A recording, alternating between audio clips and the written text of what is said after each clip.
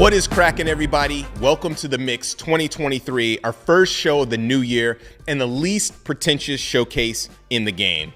My name is Justin Woodward. I'll be your host today, co-founder of The Mix, Interrobang Entertainment, and Black Voice in Gaming, as well as a proud advisor on the Black Game Developer Fund.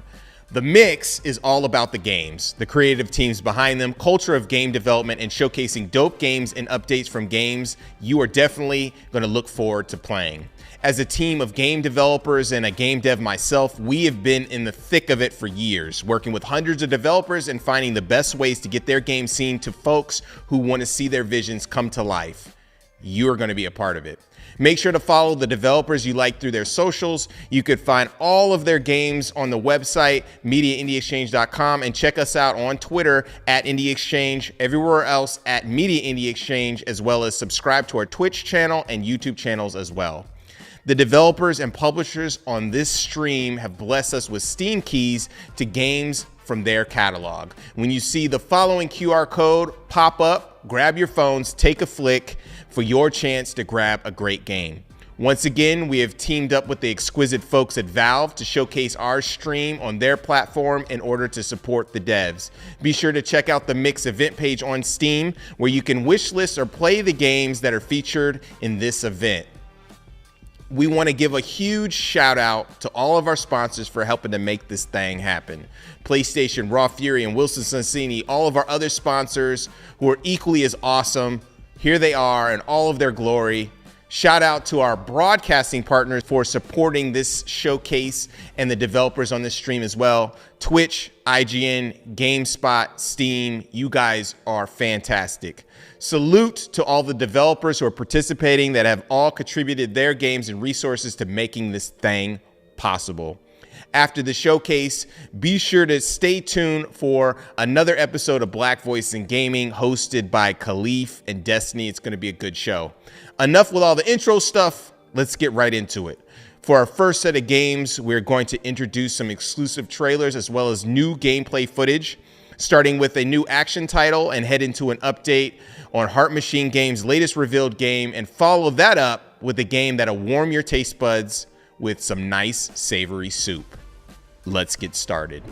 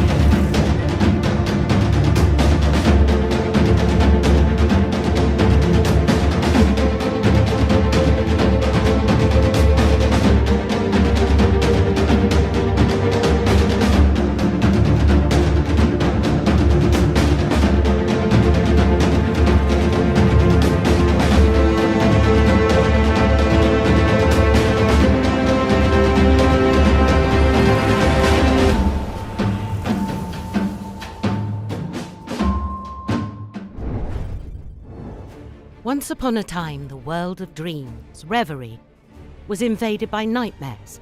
The Ravens Watch, ravens that protect Reverie, called upon fallen heroes of fairy tales and legends to join forces to defend the world. From the developers of the acclaimed Curse of the Dead Gods, this upcoming action roguelike is set in a dark fantasy tale and playable solo or in online co-op up to 4 players. You play as twisted versions of old folk fairy tale heroes: Little Red Riding Hood, the Pied Piper, the Snow Queen. Choose from 6 popular characters, each with their own playstyles. Master their abilities and fight back against the evil corrupting the world. More heroes will be added during the early access. Explore vast and ever-changing chapters with their own cast of enemies and quests. Collect dream shards to buy power-ups and magical objects from the Sandman, and fight hordes of enemies to level up. Each hero has multiple abilities at their disposal. First is the trait, a hero's core mechanic that defines their gameplay. For instance, Scarlet transforms into the wolf at night. Beowulf carries a worm that empowers his next attacks. Aladdin can call the genie of the lamp to make a wish. Each hero also has a dash, 3 different attacks, and 1 defensive ability, finally unlocking their ultimate ability when reaching level 5. These abilities are improved with the experience you gain from battles. Each level up makes you stronger and gives you the opportunity to choose a new upgrade that improves one of your abilities. All of this makes each of the 6 heroes completely unique and gives each run a different flavour. Play them to find out. In typical roguelike fashion, each run is an attempt at defeating the horde of nightmares. If they get you, your run is over and you'll need to restart, but don't lose hope. Each run is an opportunity to unlock better magical objects and upgrades for your next attempt. As well as learning more about the heroes and world stories, Raven's Watch offers countless hours of challenges, both in solo and in 4-player co-op. Find the best combination of heroes, each with their own intricacies, and make those synergies count as the challenge scales with the number of players. Join now and follow us along the journey of making the next roguelike gem.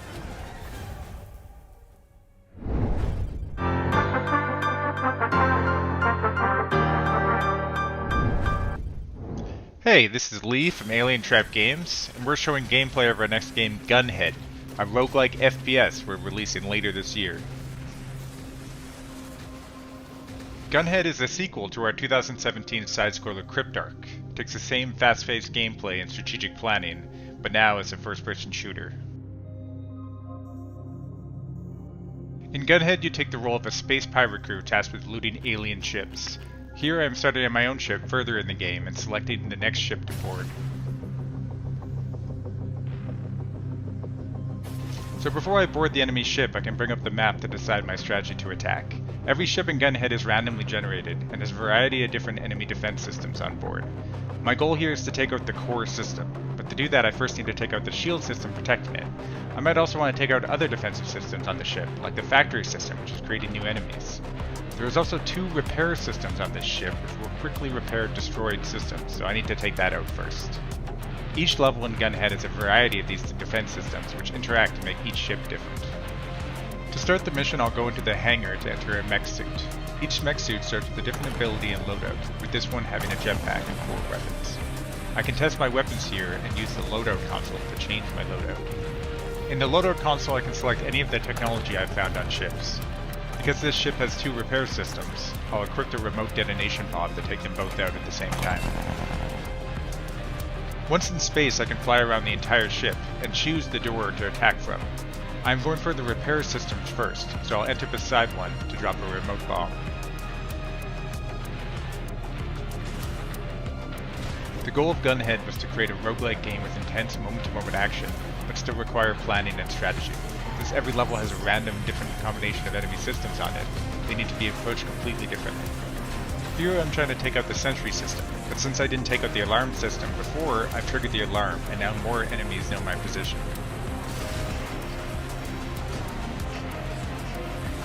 I can also plan my attack right to find health systems on board and new technology like weapons and items.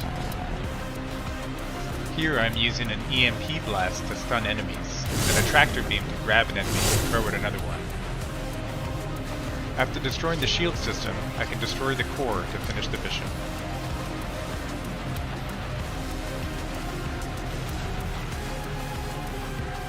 After a successful mission, bonuses are given by our contractors based on our objectives. I can then use that cash to research new technology to add to my loadout. Each enemy ship type in Gunhead has different systems and enemies on board, with some having large bosses as their core system to take out.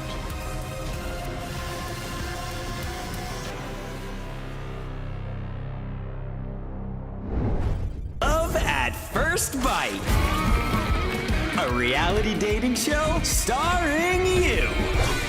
The world's sexiest monsters will compete for your affection. What's the worst that could happen? I just like Drac because, you know, we're taking one of the most beloved characters in fiction, all of fiction, like Dracula, right? To see how Drac plays off the different characters and to really put yourself in Drac's shoes, you know, feel a bit like you're playing as the Prince of Darkness, right? So Drac is unique in the way that he is very open to characters, I feel. He just wants to help every character that he comes across and just really eager to learn, I feel like. He just wants to learn and help people out as he travels through the game. It was wonderful to see a game explore, well, what if he was kind of past his prime and he really hadn't found true love? And we look at him as the ultimate gothic boyfriend. But I think it's also his journey of, you know, he's been heartbroken, he's been defeated, humiliated, and just the way he is able to come back from that, and the willingness to take other people's advice, take Grimm's advice, and let the past be past. Grimm's got some baggage, and you know, Grimm is used to destruction, and he's got the opportunity to create. And when he's creating the show, it kind of gets the better of him, and we see a different side to Grimm later on.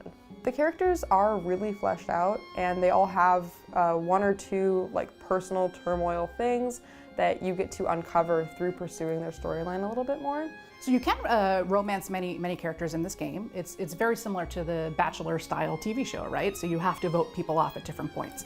So you have to kind of build relationship with a handful of characters that you like most, and it will funnel other characters out. You vote them off. When Drac has finally moved on and is ready to become who he used to be, that's when we're going to punch him in the gut. It's going to hurt. But again, we go back to meaningful choice and let the player figure out what that all means in the end, because you're going to be faced with some difficult choices. Let's get the show on the road.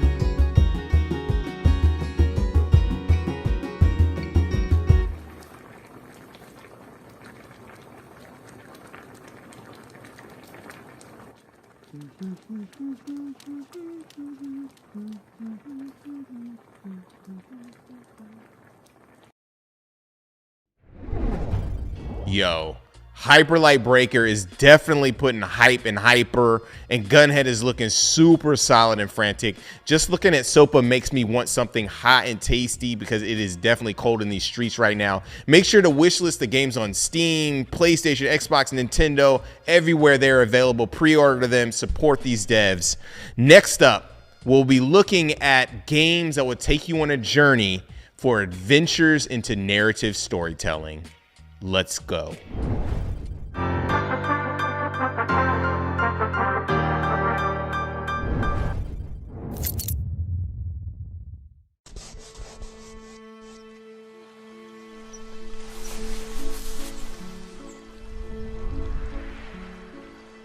When I think back to my childhood, everything becomes blurry.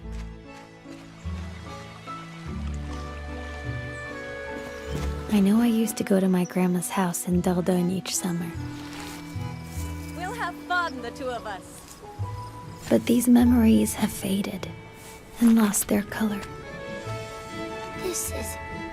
wow. My escapades along the river. This place is awesome. The discovery of incredible treasures. The people. The smell of breakfast in the early morning. And you haven't seen anything yet. Gone.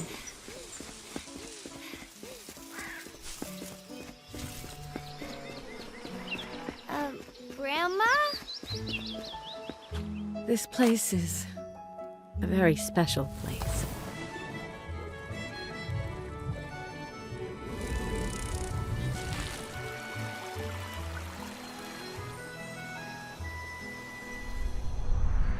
All I remember is that I miss Dordogne.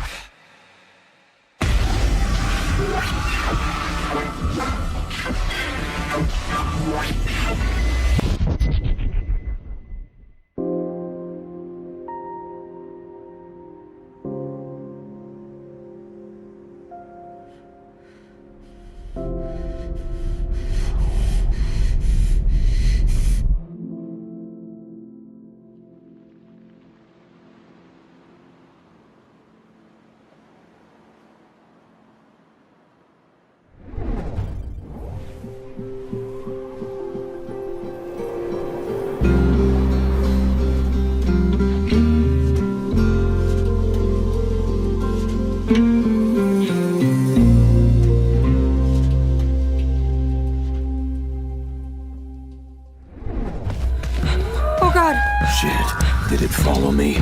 You need to run fast and far as you can.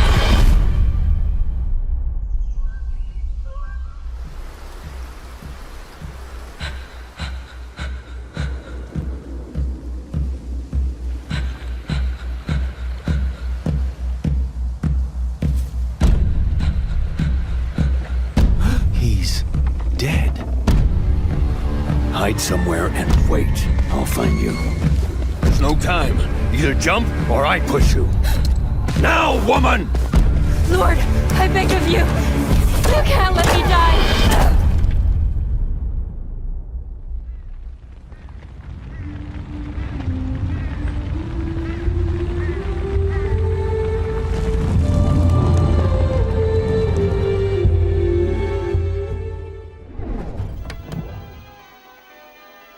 Greetings, valued employee, and welcome to the Ringo Corporation. Here, there is no greater dignity than work. Ringo, live to work. As the executive of the genome sector, it is my privilege to introduce to you your lifelong assignment. It will be your job to sort samples. There is no need to question the samples. The samples are important, and as such, you are important. I have no doubt that you will give 110%. After all, Productivity is in your nature. Ringo appreciates that a rested mind empowers the grind. That is why, as an employee citizen, you will also be given access to the finest shopping and entertainment. It is your duty to put your money back into the economy. When it comes to the corporation, growth is strength. During your time here, rogue workers may try to entice you into betraying your beloved employer, but I am sure of your loyalty. You know that work is dignity. You know that Ringo provides. Well then, valued employee, are you ready to begin your exciting new life? Good luck. Work hard.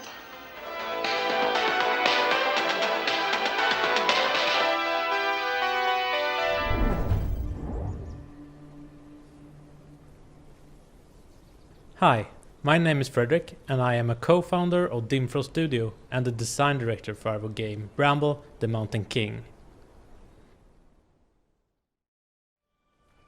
Bramble the Mountain King is an action-adventure platformer based on dark Nordic folklore and set in a Swedish environment.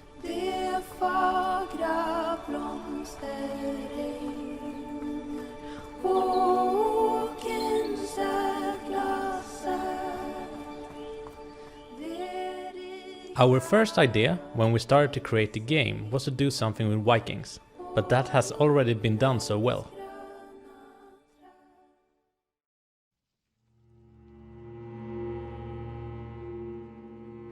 So instead, we chose to base our game around Nordic folklore because we wanted to tell a story that is very close to our Nordic hearts, that hasn't been told before. With Bramble, we want to introduce these dark stories to the rest of the world as well.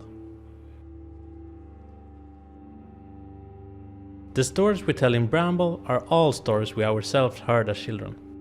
Stories about creatures that lurks in nature that our parents told us to keep us out of the forest at night. Some of the creatures are dark and scary, but some of them are kind and filled with love. Let me tell you a little bit more about one of the kind ones.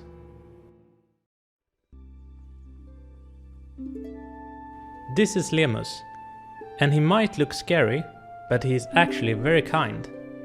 In his whole life he has looked for a friend, but his appearance scares most away. But when he finds a friend, he will be loyal, a little bit like a happy puppy.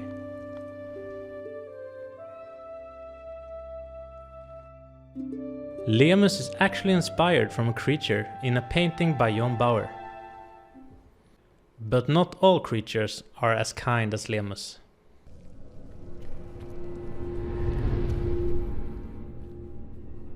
We all heard stories about a creature in the lake, luring children to him with his melodies. Depending on where you grow up, in Sweden, Denmark, Norway or Finland, you have heard different stories about this creature called Näcken. We have collected a lot of these stories and added our own dark twist to it, and we look forward to seeing you experience it.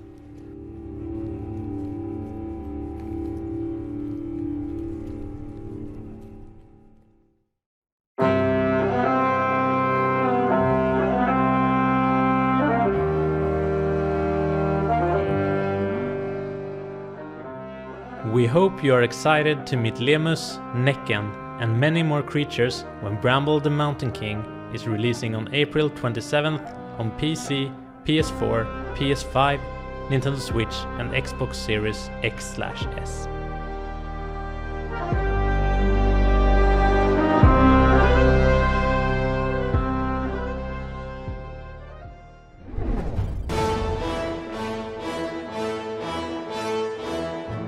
Dear Tavarish, we've worked hard these long years, haven't you and I? Don't you deserve something for your devout work for the cause? Doesn't it anger you to see the suits take all the profits from your labor? Perhaps you'd like to worship a prophet rather than worshiping prophets? Attention! Intruder detected. Red alert. Workers are to destroy the trespasser immediately. Whoever enters these halls will be equalized whether they want it or not. Wouldn't you love to see their blood on the factory floor you mopped today? Recycled into a new comrade. Glory to Iskra. Glory to the factory. Glory to you.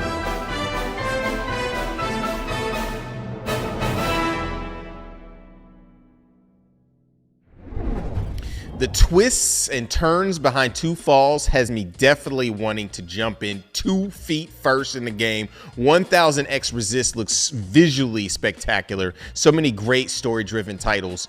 Again, make sure to wishlist those games everywhere it is possible, Steam, Xbox, wherever.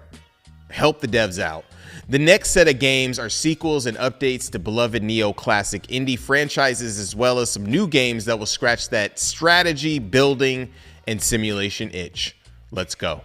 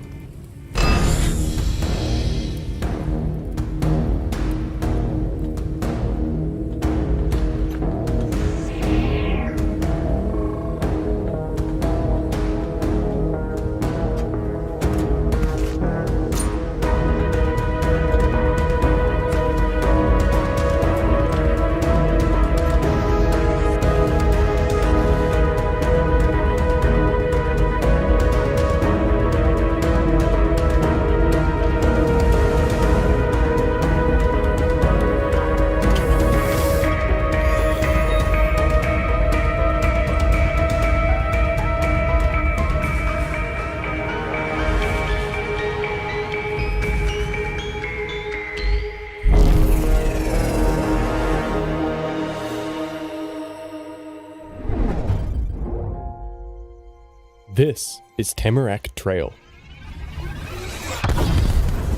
where you, as a member of a secret society known as the Sturgeon Lodge, work to uncover the mystery behind a corruption spreading throughout the Canadian Shield. As a member of the Lodge, it's your duty to track down the source of this corruption and put a stop to it.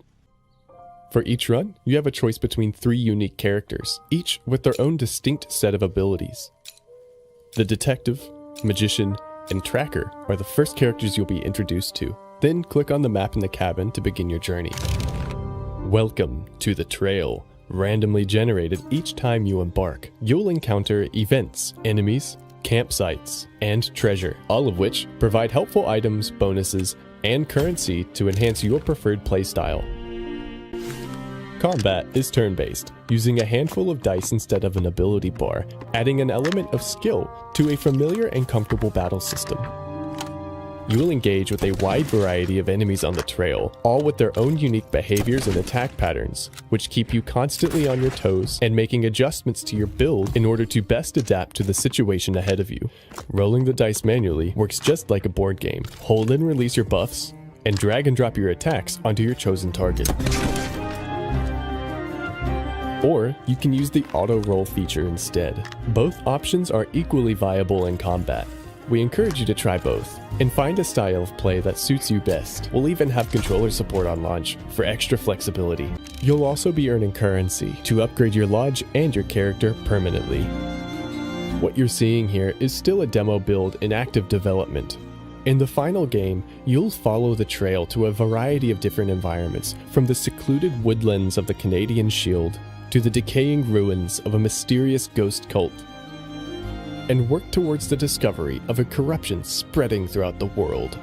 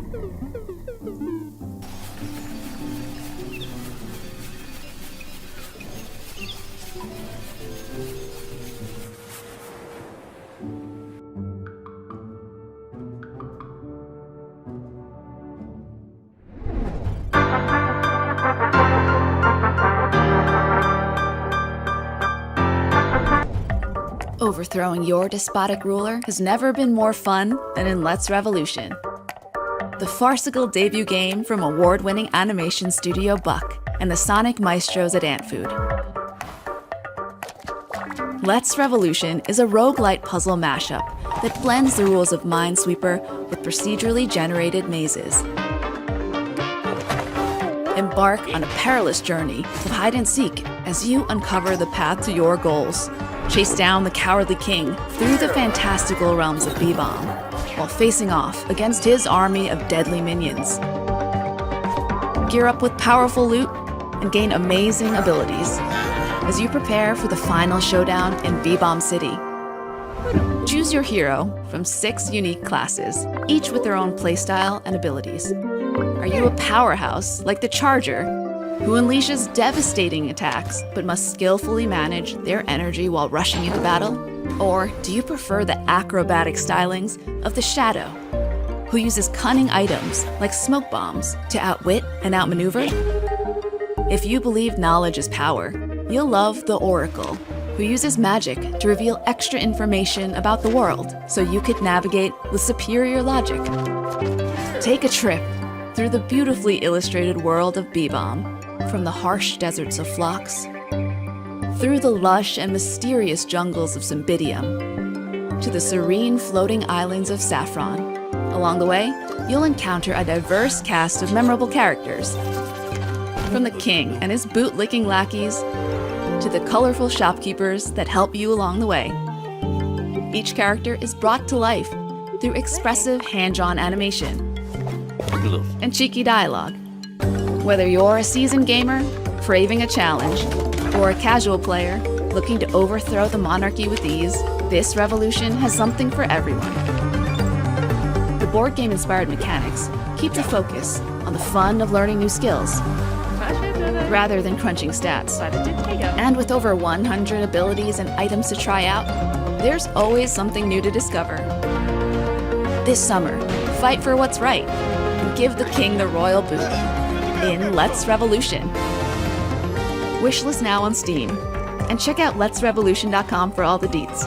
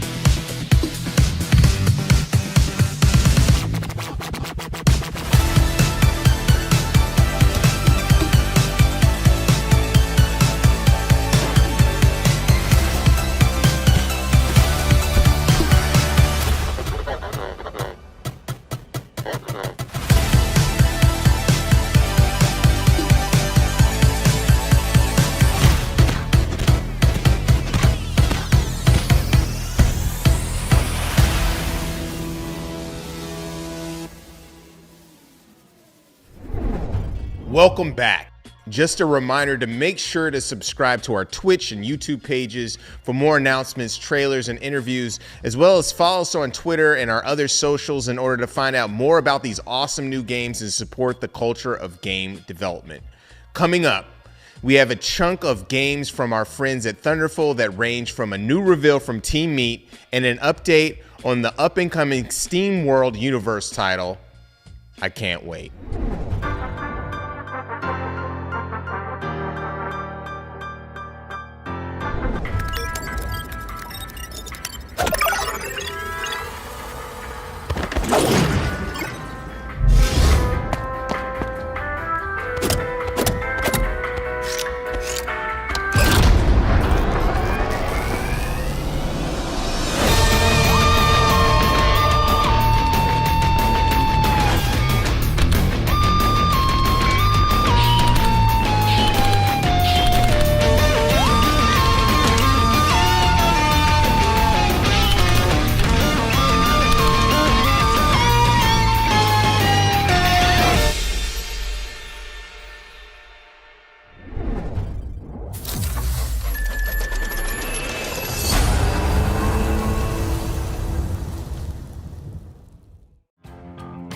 We're not alone in the mine. Fortunately, it's nothing me and my bots here can't handle. So make sure to have them ready before we start digging too deep. With our great arsenal, the guards will make short work of these bugs. Look at them pop. However, before excavating any of the rocket pieces on the lower levels, I do recommend you build a more permanent defense. Lucky for us, and not so lucky for them, we have bombs. There is no enemy they can't handle. But the enemy is relentless and grows his strength over time. Make sure to expand your defenses or run the risk of being overrun. There's too many of them! Fall back! I say fall back!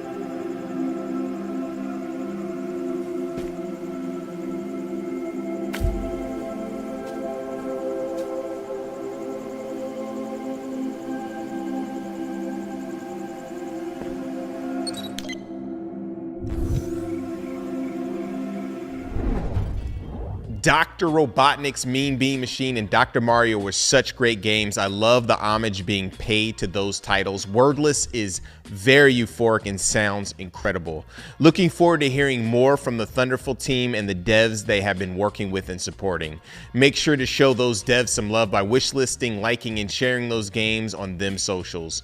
Moving forward, our next category is focused on action-adventure titles that take you into the realms of wonder and exploration with interesting world building and immersion, as well as unique narrative design and fantastic journeys.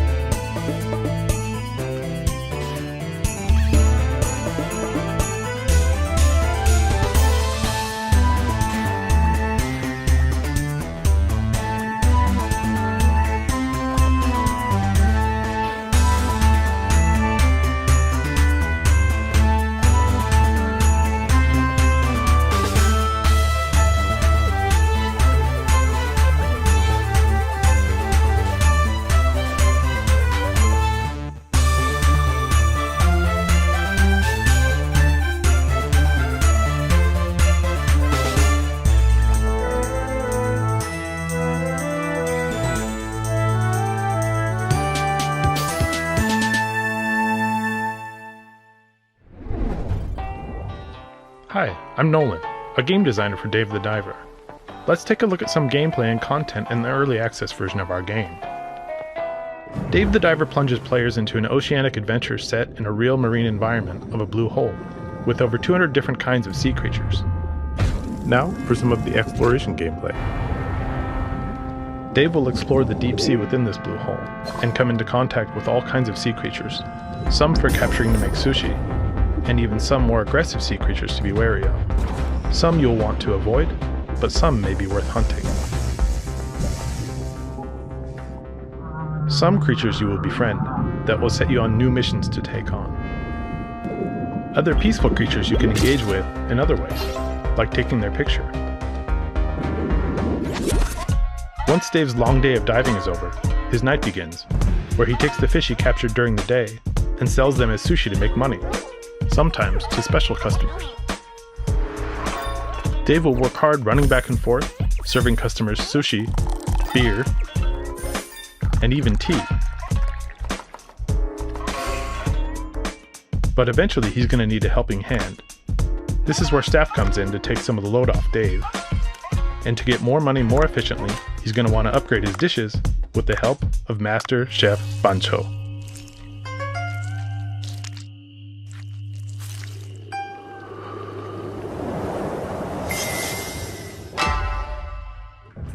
And here's a glimpse of just one of the bosses Dave will encounter.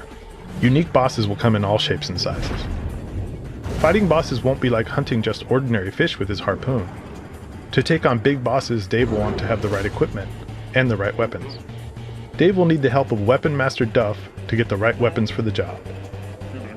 This is where having the right equipment becomes such a vital part of the gameplay, and where the money Dave makes from his nighttime activities become important. The money he makes from selling sushi at the restaurant, he will spend on upgrading his oxygen tank and diving equipment, which he will need to take on various intimidating bosses. Dave will encounter bosses mostly at the end of each chapter. Each boss will have its own unique characteristics and weak points that Dave will have to figure out. Not all bosses are based on strength or brute force though, so you will need to figure out what makes each boss tick. But crafting weapons and upgrading can definitely give you an advantage. So, if you find yourself not fully prepared, you always have the option to retreat, get the right equipment, then come back later. We hope you enjoyed a look at the gameplay for Dave the Diver. Early access is out now on Steam, and the full game will release in the first half of 2023. The full version will have more story chapters, more systems, many more fish and sea creatures to find, so we look forward to giving you the best experience possible when the game launches soon.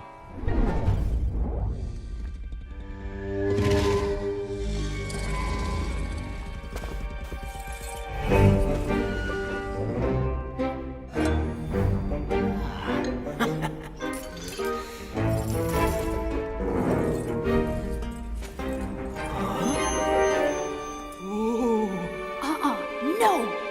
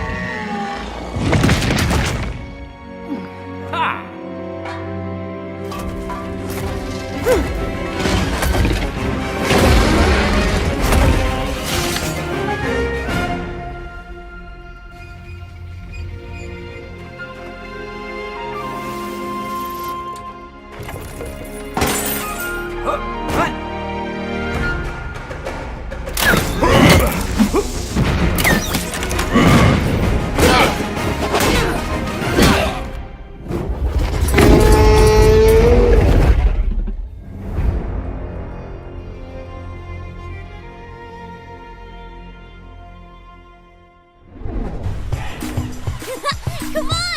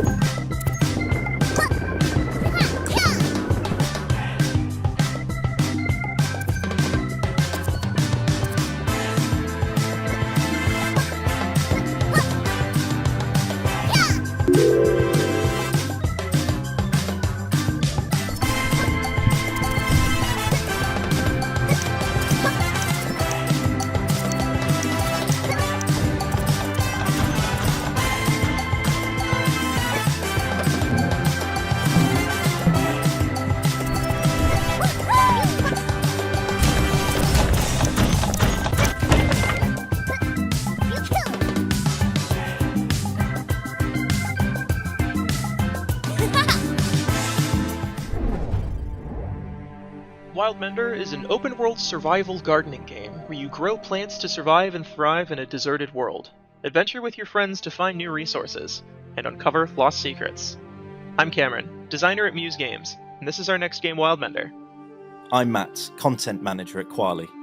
So, we find ourselves at a small desert spring, surrounded by nothing but sand dunes and dead trees. But there is water here, and with that, we can work to turn this barren land into a paradise. Yeah, as you do things like expand your garden, dig channels, and unblock springs, you'll be able to make some truly massive gardens. Some people like to make large farms full of grain, while we've seen other players make beautiful nature walks with all sorts of bridges and streams.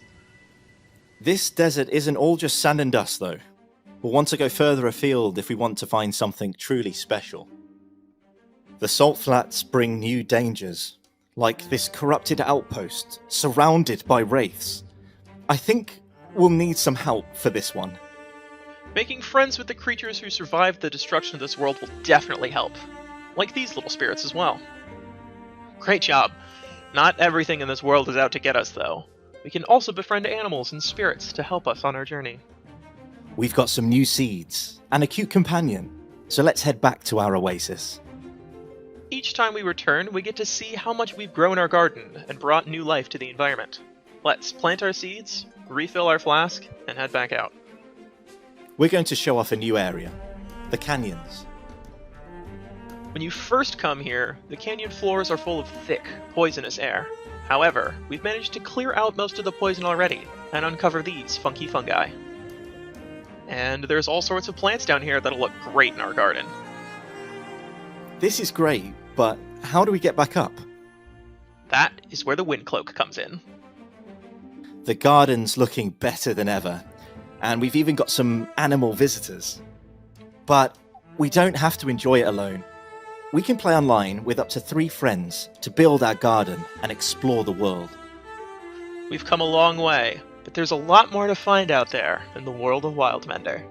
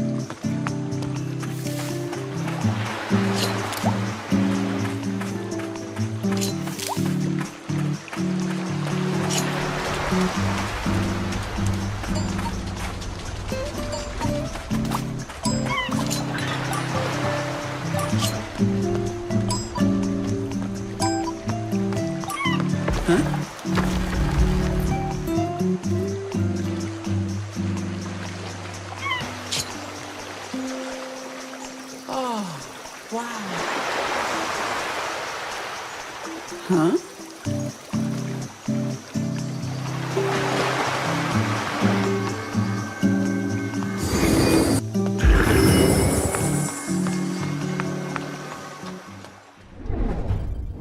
Although I am not a fan of ambrosia salad at all, the most disgusting thing on earth, Mythwrecked is putting my faith back into the nectar of the gods. Looks so cool.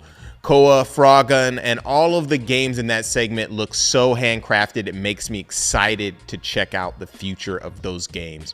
Before we move forward, we want to give a shout out to our sponsors and developer partners for supporting the showcase and bust out a key drop. Here is your chance to grab some keys, check it out, take a snapshot. Going, gone. If you missed out on that one, we'll have more coming soon. Up next, we're going to unpack our sabers, shields, and guns and get into some new titles in the RPG and strategy category. Hey, I'm Craig Ritchie, Game Director on Broken Roads, and from all of us at Drop Bear Bytes, we're really excited to give you a look at what the team's been up to lately. Now, the game has come such a long way in terms of the art quality since we first showed it off in 2019. From character redesigns to polished locations and obviously all of the new interiors that the team have been working so hard on. We're just incredibly proud of the way it's looking, and we really want this to be one of the most beautiful RPGs you've ever experienced. The writing is also very close to complete, and there are hundreds of moments throughout the game where you'll be able to see the world or the people in it that you've met early on in your journey react to the choices that you've made. Small moments that you may have thought was just an insignificant choice can really come back in a big way later on. So we're super excited to see how players, what they pick up and what they notice, and also the different experiences that different players have based on their earlier choices. So we expect Broken Roads to take about 25 hours to complete, but with 4 origin stories, 4 moral quadrants, and 36,000 possible places on the moral compass. One of the things we're really excited to see is the many ways that the game can be played and replayed based on whatever worldview you want your character to have, and the way the moral compass slowly shifts with every moral decision we make. This is a new system. It's experimental. It's something we're really, really keen to get into players' hands. The reception to it has been really great so far, and yeah, we've got some really, really cool moments in store, and very keen to see how players will vary from who they are in real life versus the character that they want to roleplay with the scenarios that we've set up. Now, as part of the move from 2D tile-based art to a fully 3D world that we've got now, we've also updated the combat, moving it from the grid-based format it was when we first showed off the game in 2019 and 2020 to fully free-form movement. So along with that, there's a full UI overhaul. We've got out-of-the-box support for console controls, mouse and keyboard, and some really new fun enhancements to the AI as well. So very keen to see what players do with that. Just like the original Fallout and more recently Disco Elysium, there's ways to talk, puzzle, explore your way through non-violently if you do want to try one of the many pacifist paths through the game. We've also taken multiple trips to Western Australia, added in many real-world locations, trying to keep everything authentic. We've taken thousands of reference photographs on our trips there, and the art team have done an absolutely fantastic job of bringing these, well-known towns, major landmarks, and even some lesser-known spots that you'll encounter along the way or uncover as you go. We're really looking forward to finally getting the game into players' hands later on this year, but until then, we've got a lot more lined up to show you in the coming months, so please follow us on socials, check out our YouTube, and of course, wishlist Broken Roads on Steam. Thank you.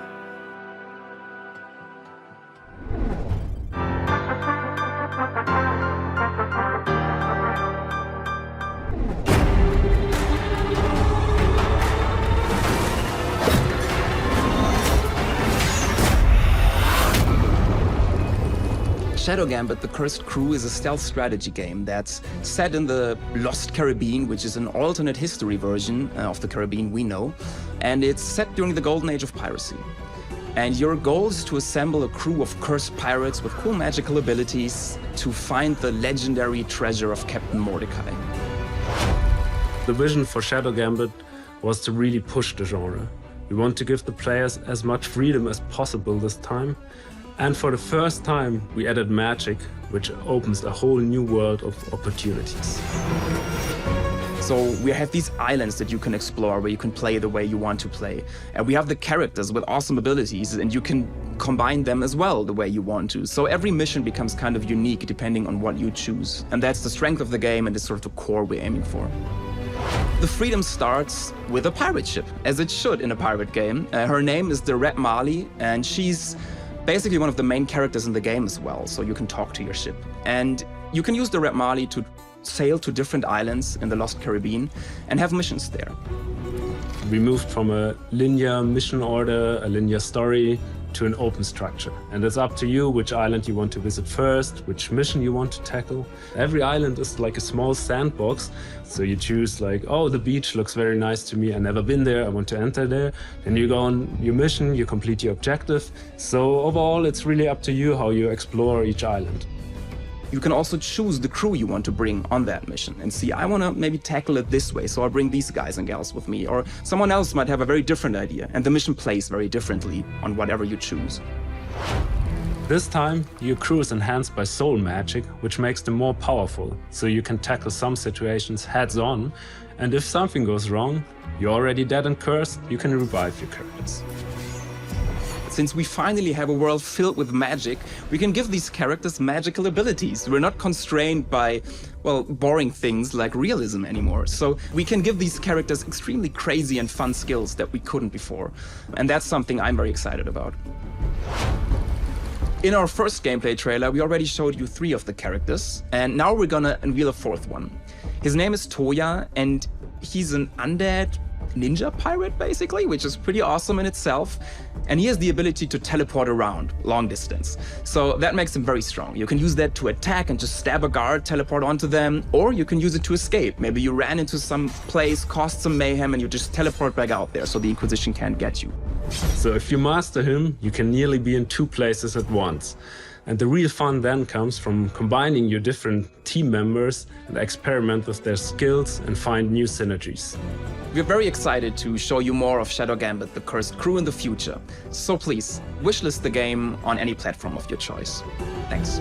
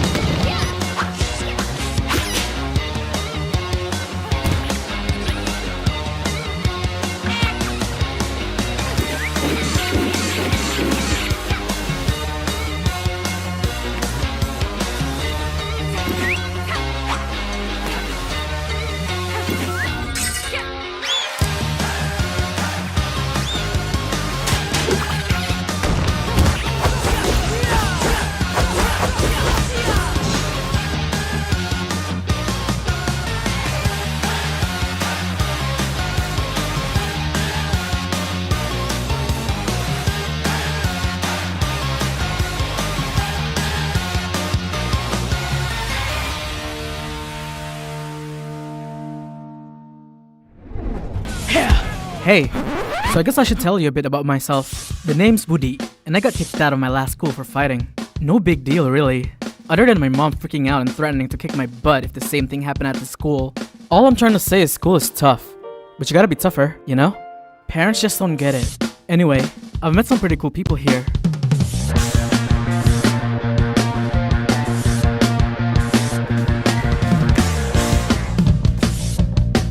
But there are a couple of jerks who are just asking for it.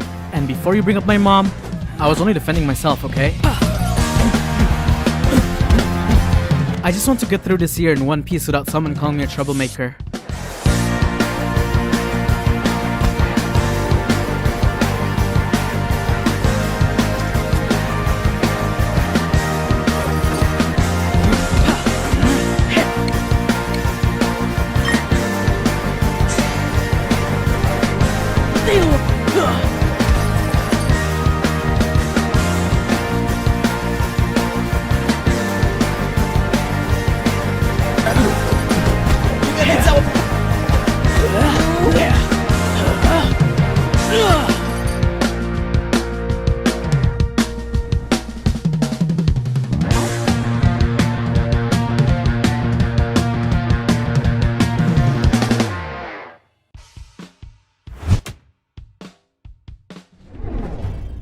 In our last segment, we slowed things down and had some great RPG and strategy games.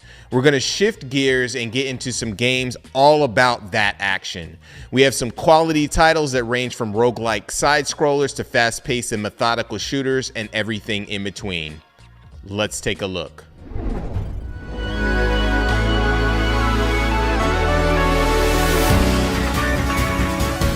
This is Elsie, a roguelike, hyperkinetic, neon-drenched action platformer that will test your skills to their limits. You play as the fearless titular character Elsie, an android on a mission to save her world from the disasters that have plagued it. To do so, you'll have to travel through multiple wild and unpredictable locations, each filled with countless enemy robotic hordes. But fear not, Elsie comes equipped with a powerful arsenal of weapons and abilities to help her take on any challenge. From the trusty sidearm to elemental cannons of destruction, there's a weapon for every situation. With a huge list of items and augments to customize each run, you can tailor your playstyle to suit your preferences. As you progress through each biome, you'll encounter powerful bosses that stand in your way. These epic battles will test your skills and strategies to their limits, culminating in a final showdown with each biome's guardian boss. With a stunning neon-drenched art style and a pumping soundtrack, Elsie is a game that will keep you on the edge of your seat. So get ready to take on the challenge of this thrilling, action-packed game and save your world from certain destruction. In Elsie, players start their adventure at the Sapir Wharf, a peaceful bastion where the survivors of the attack on Dr. Gray's city have taken refuge and will serve as the game's main hub. Here, the player can take the Lighthouse teleporter to the very first level, the Eclipse Skyport. The Eclipse Skyport is our aerial biome, which houses our first guardian, Celestia. Accompanying Celestia is an army of different enemies that Elsie will encounter. Enemies such as the Valkyrie, Seraphim, and Wind Elemental will make Elsie's path a bit more difficult. Upon defeating the boss at the end of the Skyport, the player then must choose from one of 3 teleporters that will take them to the next biome. Each individual run will go over 3 of the 5 biomes. Our team has put a lot of emphasis on the game's art style and level design. The environments are full of detail, and the encounters are challenging but very rewarding. The Forge Master's Caldero, located in the volcanic grotto, is home to Ash, the Forge Master. Ash is a master of creation and destruction. She has the ability to shape metal and rocks, and has created some fiery enemies that Elsie must contend with on her journey. The Hardin is the home of our Queen of Thorns, Rosalind. As our nature biome, it's home to some unique enemies that will try to slow down Elsie as she tries to fight through the fungus that has taken over this kingdom. Each biome will have some small Easter eggs of people and games that have influenced us all. Let us know if you found any yet. We've made sure that each biome has its own unique look, style, and feel, offering a new atmosphere with every run, new bosses to defeat, and one memorable guardian fight to cap off the biome. These are only some of the worlds and bosses that await Elsie. Our team has been working tirelessly to ensure that Elsie offers a dynamic gameplay experience with every run. Players will level up and evolve their run by obtaining different items, weapons, and augments found throughout all of these environments. These items will drastically change how a player will experience the game, making every playthrough a unique adventure. We are so excited to be working on Elsie, and we cannot wait to share it with the world. Stay tuned for more updates on our developmental journey, and we can't wait for you to experience the game for yourself. Thank you for your support, and we'll see you at the wharf.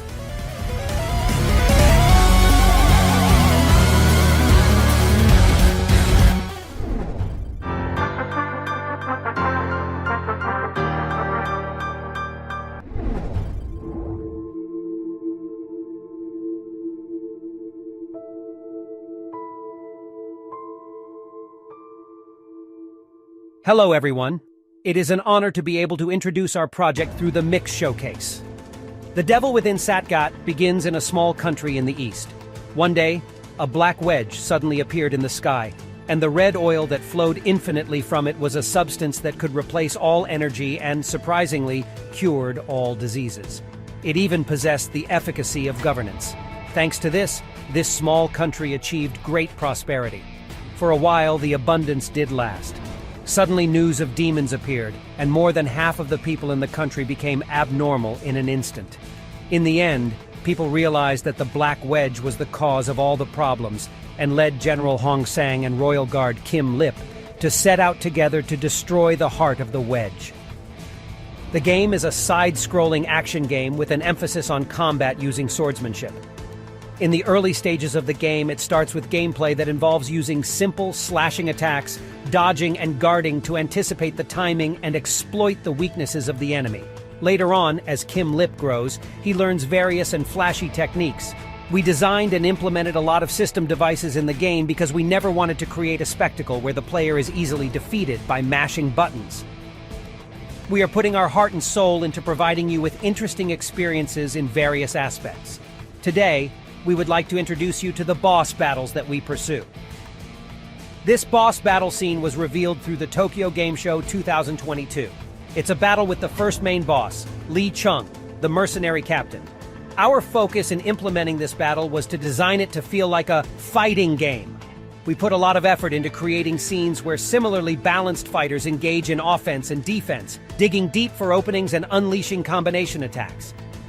And this scene is a battle with the giant boss, Mother Gaia, which was created during the initial prototype phase.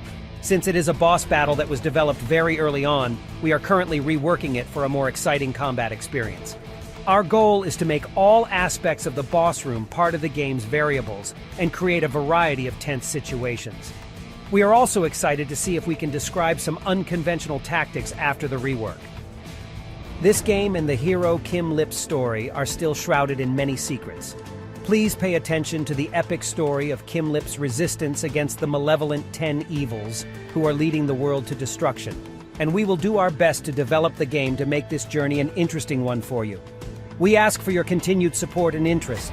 Thank you.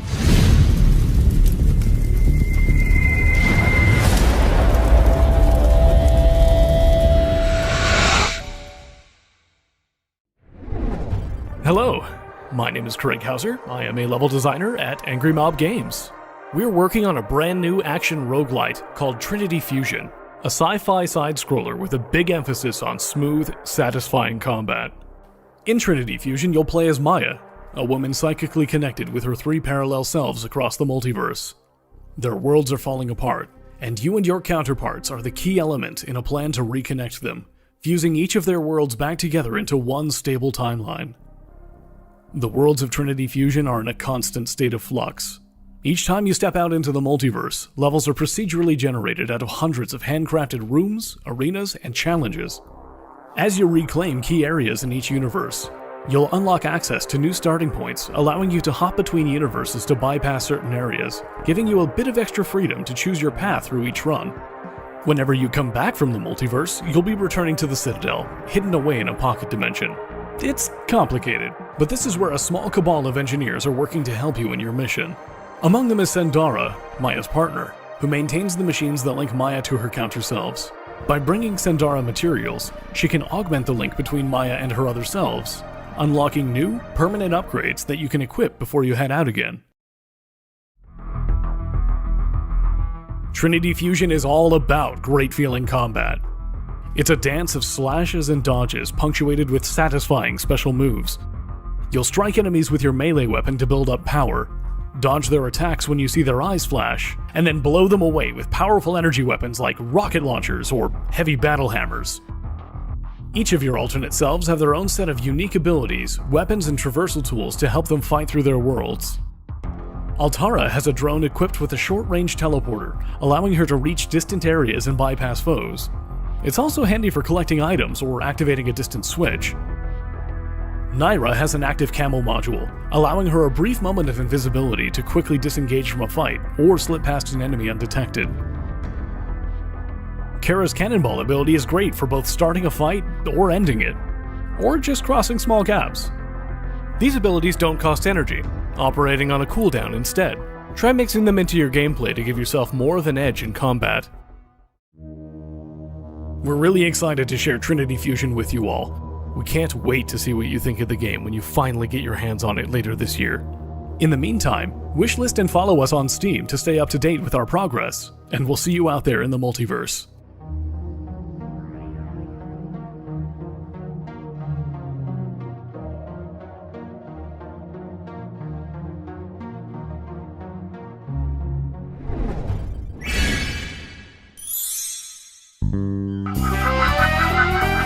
Stations owned by Shad Enterprise are suffering merciless attacks from the extremist organization Blamain. They pose us with a greater challenge by infiltrating frontier missions in cooperation with traitors, manipulating and spreading hostility among frontiers, leading them to their demise. All of that to get their hands on the invaluable Keystones. Keystone is a new type of matter discovered by Shad, the new generation of energy source that will brighten the path to a prosperous future for humanity. Your mission as a loyal space frontier is to destroy all energy cubes in the mission area. Failure is not an option. If any energy cube is not destroyed in time, it will collapse onto itself and result in a massive explosion. You must, at all costs, destroy all energy cubes and protect the Keystones from falling into the hands of the traitor and Blamain. Blamain. Only with Shad's boundless dedication and Space Frontier's assistance can we preserve humanity's sole hope of survival. New Columbia! And maybe you'll get some monetary compensation and a certificate, and maybe even a shiny badge. I don't know. Let's just go to the Frontier Training Center already.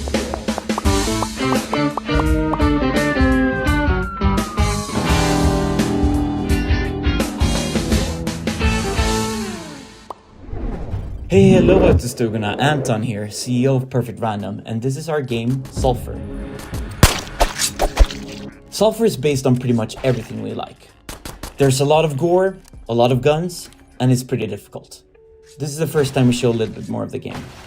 You play as a priest, your congregation was put into flames and your church was burned down. You chase the antagonist down to this cave, you start exploring, and that's what we see now.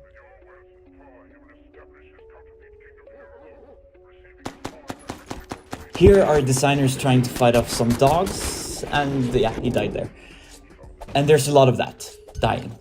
And if you die, you lose all your stuff, but that's part of the difficulty and part of the appeal. And when you actually clear an area, you feel a bit of achievement. You can strategize and use your grenades to clear out multiple enemies. Here you see him enchanting his weapon with the Plague Scroll. This will add poison damage to his bullets, so he can strategically put dots on enemies and kind of kite them out.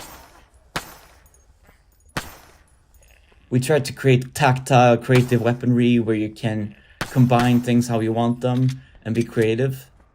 You can add different scopes, silencers, red dot sights, and other fun stuff. So next to the poison enchantment he added to his gun, he also added a fire enchantment to his shotgun. Here's a revolver type gun with a silencer and a scope. And that's a goblin civilian who will alert the others unless you kill him pretty fast after you hurt him. And you probably will, because you're a sadistic megalomaniac. Just be careful not to put yourself on fire. Now you're gonna eat that chocolate, eat that taco, eat that dumpling. Move on. Good times.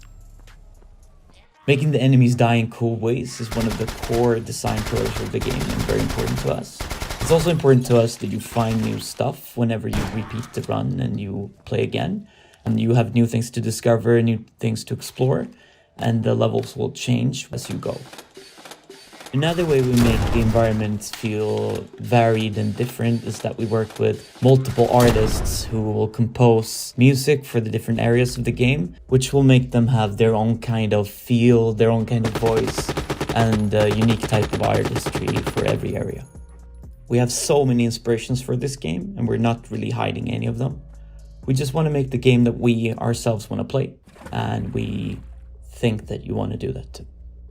Wishlist our game on Steam, follow us on Twitter and other places we post, and yeah, follow our progress.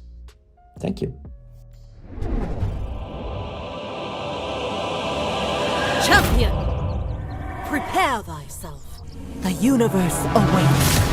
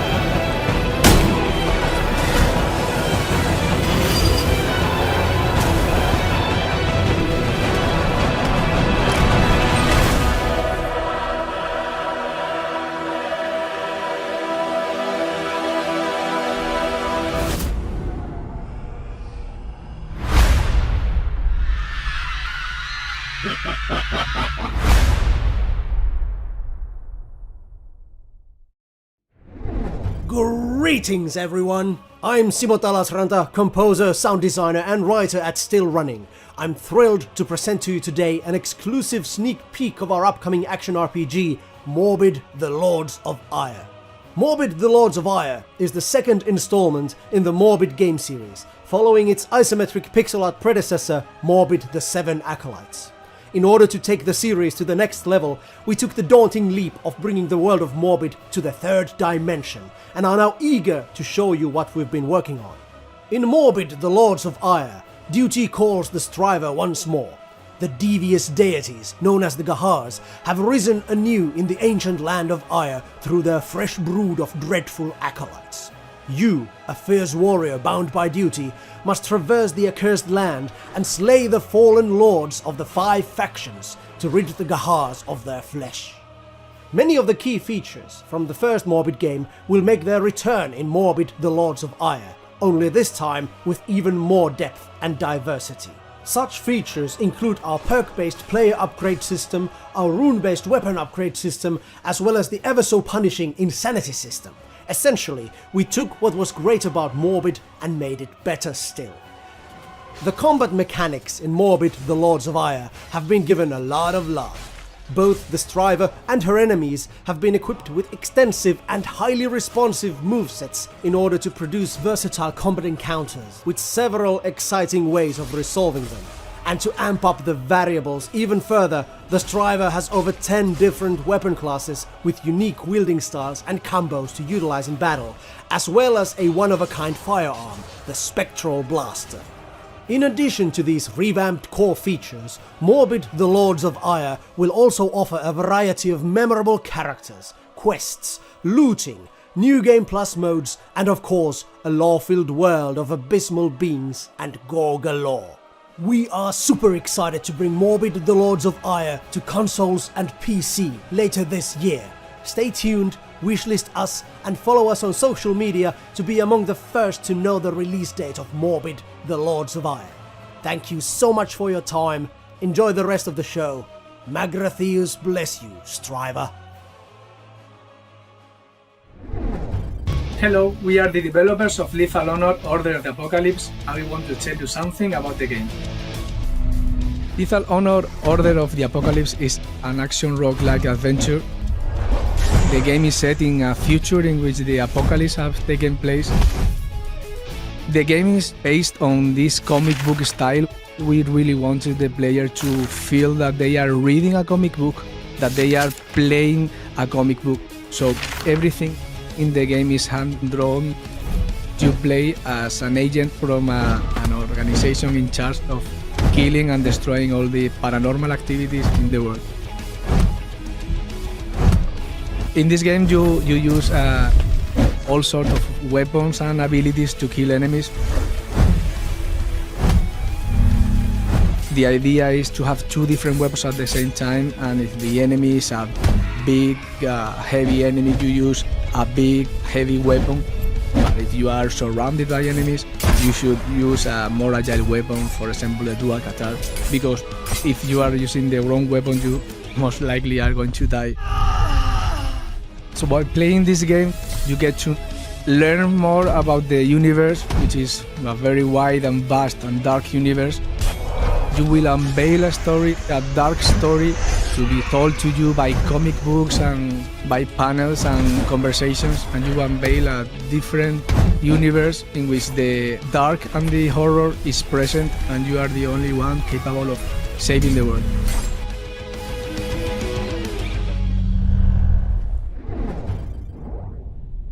The man works. The man fails. Over and over, discarding that which he creates. Consumed by disgust, by despair. His own hideous uselessness. And in the lightless catacombs beneath, she whispers. The heart is yours for the taking, the voice insists. They soothe one another. They talk in the dark. They never stop. A conference of lonely monsters. In his preoccupation, the man has let the other ones slip from his mind. In that shadowed hall, a man rises to his feet, surrounded by strange machines, the instruments of his numerous failures, and he laughs. Long and bitter and sad.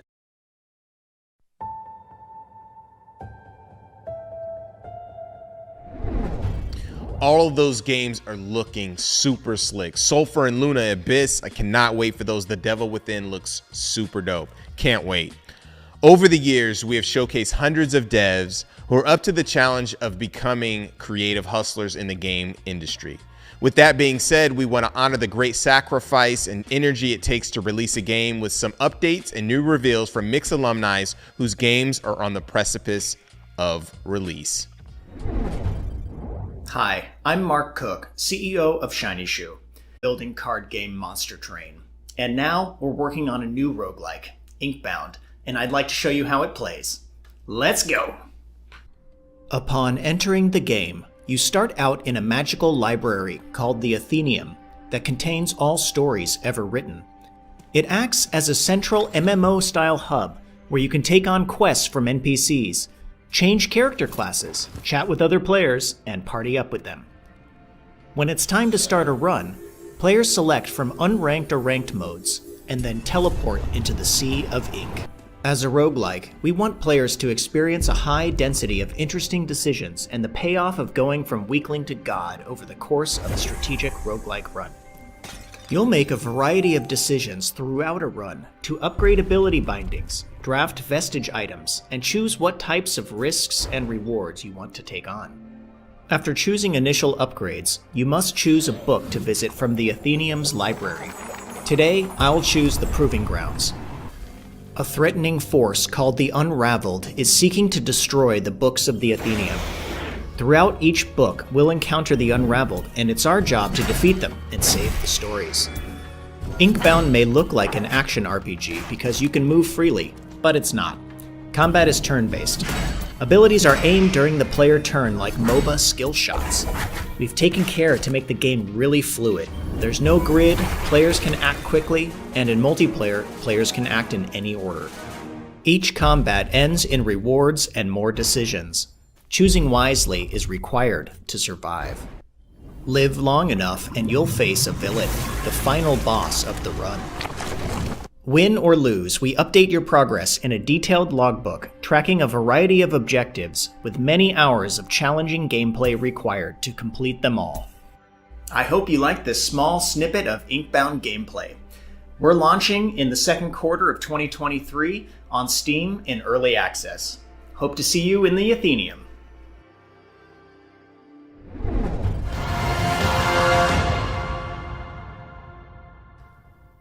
Hi everybody, my name is Thomas Sala. I am the creator and solo dev of Bulwark Falconeer Chronicles, an upcoming open world sandbox builder that's getting a demo as well, and I'm here to show it off to you. So let's just dive in. Everything you see on the screen right now as I'm flying through my settlement, I built earlier in the game. The harbors, the big fortified center, even the bits of industry which are down here in the corner, the dockyards and the place people live. It's all built in the game using procedural systems of the game. I can skip down to the ground mode and let's do some building. As you can see, I can just select the nearest building. It's all sort of a nodal system. And from any tower, a build line will extend. And I can click literally anywhere and a tower will be built and it will be connected. I can even try to get up here because it's 3D and we can go all the way up the mountain. We can connect it back to existing buildings. And if we play good enough attention, we'll see people move in. There's one person already set up their house. And as we keep building, basically what you build is filled in by the population of your settlement. You can build out these things called foundation. You can also upgrade your towers, in this case to stone, and build stone walkways. And we can even build defensive works that come with these giant fortified bastion-like structures, which I can build. I'll build sort of messily, attach some stuff. We can go up a number of floors, add some stuff there as well. And when you finish one of these towers, they can become command towers. And that means you can assign one of the commanders, which you find in the open world or, from a friendly faction, to your tower. And what will happen is, if I go back to flying around mode, they will transform that tower into their headquarters and spawn, in this case, giant dragons to support you on your explorations and defend your settlement as well. And when we enter the open world, we'll now have this little, how do you call it, a task force defending your surveyor. Let's see if there's anything on the map interesting. There is something there just behind us. So let me fly past my settlement into the world. And you can see these question marks pop up. That's actually probably a captain wanting to sell their services. And he's docked at our little city. Oh, there's. But a question mark can also be a hostile encounter. And there's a faction and a resource system also in play there. In this case, it's a small pirate outpost that's set up really close to our settlement. I don't know if I approve of that. And they actually want to join me, which I'm not in favor for. They're pirates. Let's see what happens when my new task force of giant weavers gets to work and I dodge any incoming fire with my little surveyor, which I'm now controlling with the mouse. While I'm also trying to track what's happening. So while these guys hopefully finish up the pirates or myself, that is an introduction to Bulwark. A demo is available now. You can try it out yourself.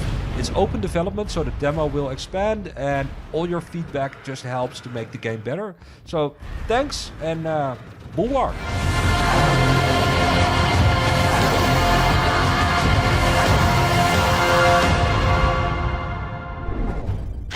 Welcome to the afterlife.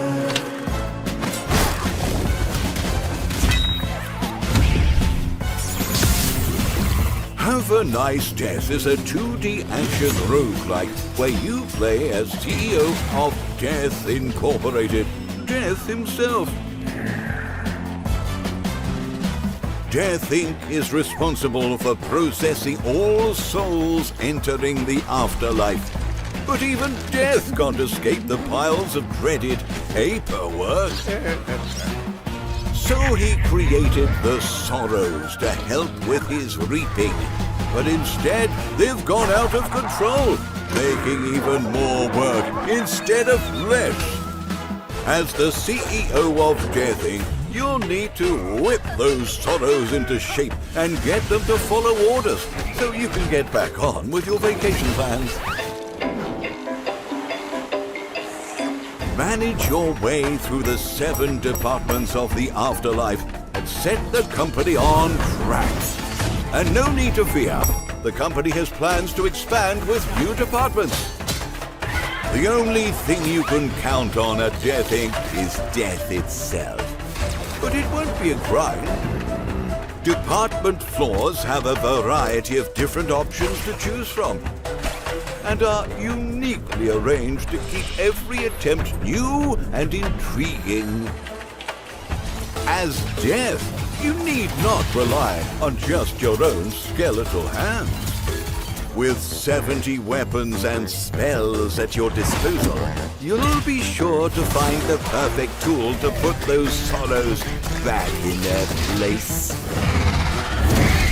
And for every failure, there's a shiny silver lining. Use your earned ingots from each attempt to unlock new items. And level up to unlock new perks on the upgrade tree. So you can get back to hacking and scything away. For now. Once you've changed failure to complete success, there are 15 difficulty modes to challenge yourself with and become the ultimate CEO. Still haven't gotten the hang of it? There's even a mode to make things a little easier for you to get your footing. Running Death Incorporated is a challenging endeavor, but luckily you have a plethora of useful features. Give yourself helpful curses with downsides, happening only some of the time. Head down to the forge and empower your weapons, or even accept some special contracts before heading out. Along with a range of other options, the company has the utmost confidence in you to get the job done. So, don your cloak, grab your scythe, and get ready to have a nice death.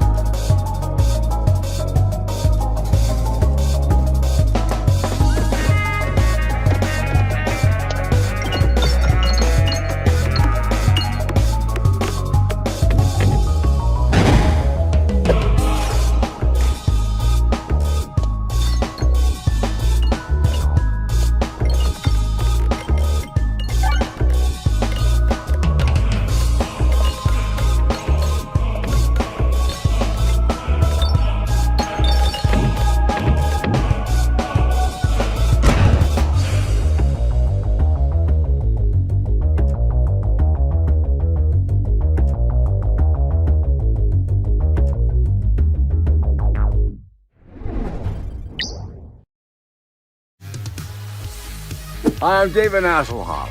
You know there's a new game called Kung Fury, Street Rage, and starring me. It's the Ultimate Edition. Hello There Games, developed on a platform near you. Kung Fury, Street Rage. Brand new Ultimate Fighting coming your way. Play as Hasselhoff. The world's most iconic lifeguard steps in with his singing prowess and... oh, that's some nice chest hair, sir. More action, more awesome. Enjoy the breathtaking multiplayer as Player 2 joins the fight. Yeah, 2, because teamwork makes the dream work. Choose your stage. Punch Nazis in the sewers, on the beach, in the Viking Age. Hell, punch Nazis everywhere, all the time. Kung Fury, Street Rage. Soon available on a platform near you.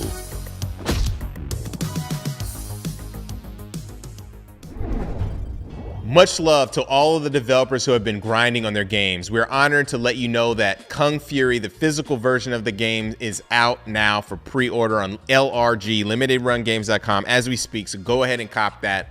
All the games are looking so good. Make sure to wishlist them and follow them on their socials.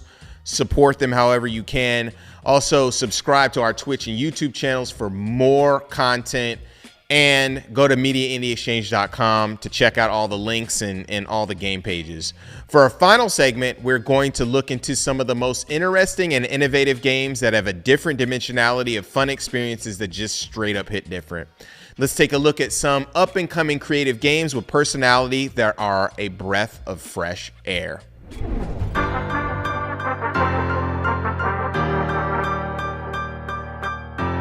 Welcome! May I introduce you to Henry. Henry's not just anyone. If they're anything, they're, well, everything. Henry can transform into everything in their reach. Yes, everything. And that's how they manage their daily life. It's how they make their bed every morning. Or how they enjoy a beautiful bubble bath. It's how they make their morning coffee. How they relax and calm down. Or how they care for what they love. Finding joy in the simplest things. Get to know Henry's life story, from their carefree days as a baby to their first responsibilities as a working adult, until their calmer, more laid-back senior years. Double the Henry, double the fun. Play Henry's not-so-ordinary everyday life in co-op mode. Henry, everyday life with a twist.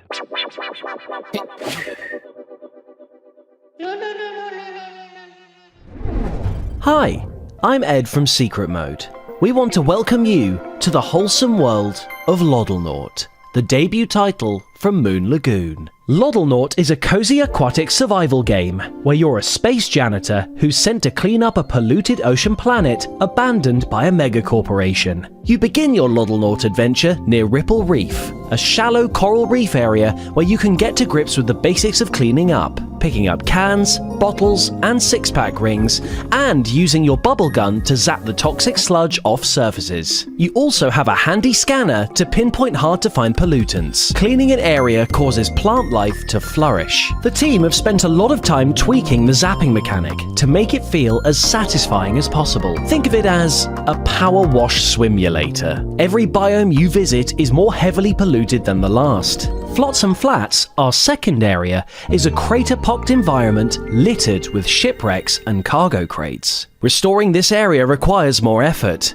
For example, you can't just zap these crates. Instead, you'll have to pry metal latches off their corners to crack them open. Luckily, you can put all your collected trash to good use by turning them into material bits to upgrade your bubble gun. Better yet, you'll build new cleaning tech, such as purifier bombs, trash vacuum drones, and ride-on goop scrubbers. You can also expand your oxygen levels to extend your range without needing to race back to base to top up your supply. Or you can build and place new oxygen rings out in the world itself. Pro tip, cleaning tubular sponges also releases air bubbles to gulp down. And now, for the stars of the game, the Loddles. These friendly axolotl-like aliens are the lifeblood of Loddlenaut. While it's technically your job to clean these oceans, you'll want to do it for your new friends. When you meet your first Loddle, it's covered in muck, and our bubble gun is too harmful to use on it directly. But what if we try...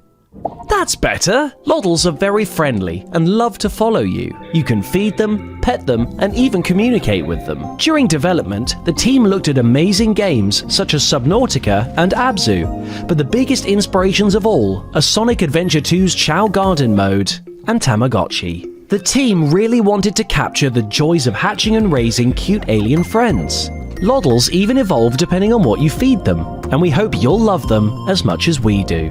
Loddlenaut is coming to PC later in 2023, but you needn't wait that long. Wishlist the game on Steam, and you can dive right into our playable demo. Restore Ripple Reef to its former glory, and befriend your very first Loddle today.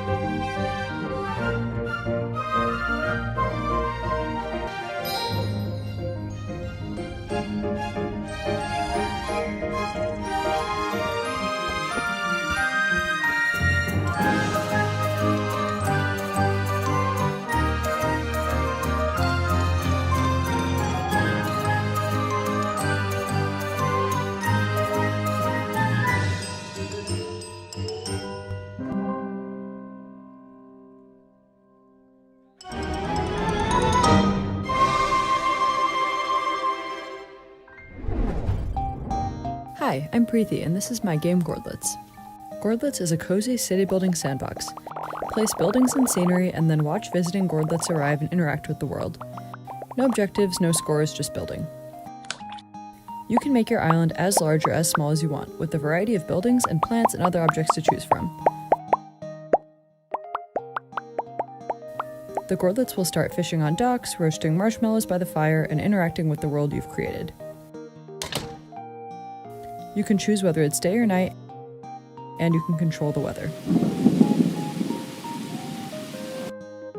You can even enter buildings and turn them into cafes, libraries, houses, and more. There aren't any stressful objectives or time limits, and nothing to level up or keep track of. It's just about building a rich world and watching it come to life. Gordlets is the perfect game to relax and unwind with no objectives to worry about. Just build, create, and watch as your world flourishes.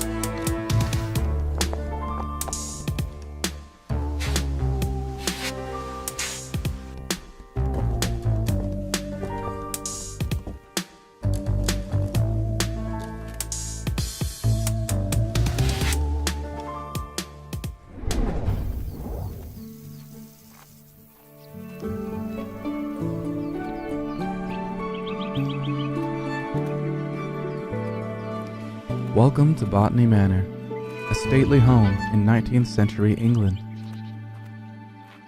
You play as Arabella Green, a retired botanist, exploring her house and gardens filled with research to figure out the ideal habitat of forgotten flora. Build your herbarium by growing each plant and discovering the mysterious qualities that they hold. Botany Manor is an exploration puzzle game where you play as a retired botanist. Botany Manor is set in the 19th century, a time of great scientific discovery. Explore a complete historical English manor and its grounds. There are many rooms and gardens to discover, all set inside a beautiful countryside surrounding. Botany Manor is a relaxing and peaceful environment. Feel free to stop and smell the roses. The puzzles you solve in Botany Manor come in the shape of growing plants. Find seeds, pot them, and carry your seedlings to their right environment. The plants you need to grow are fussy, and finding their ideal habitat will sometimes require you to think outside the box. There are many interactive items scattered around the house that can help you achieve this. To figure out each plant's habitat, you'll need to gather information by inspecting clues such as botanical posters, newspapers, letters, paintings, and postcards. Literally anything you encounter can be useful for your research.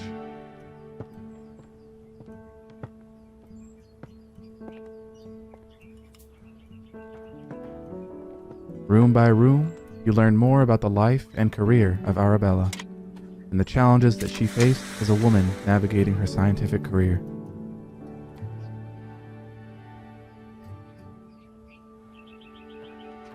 You can wishlist Botany Manor now on Steam, and to stay up to date on the latest news, you can follow Botany Manor on Twitter and TikTok.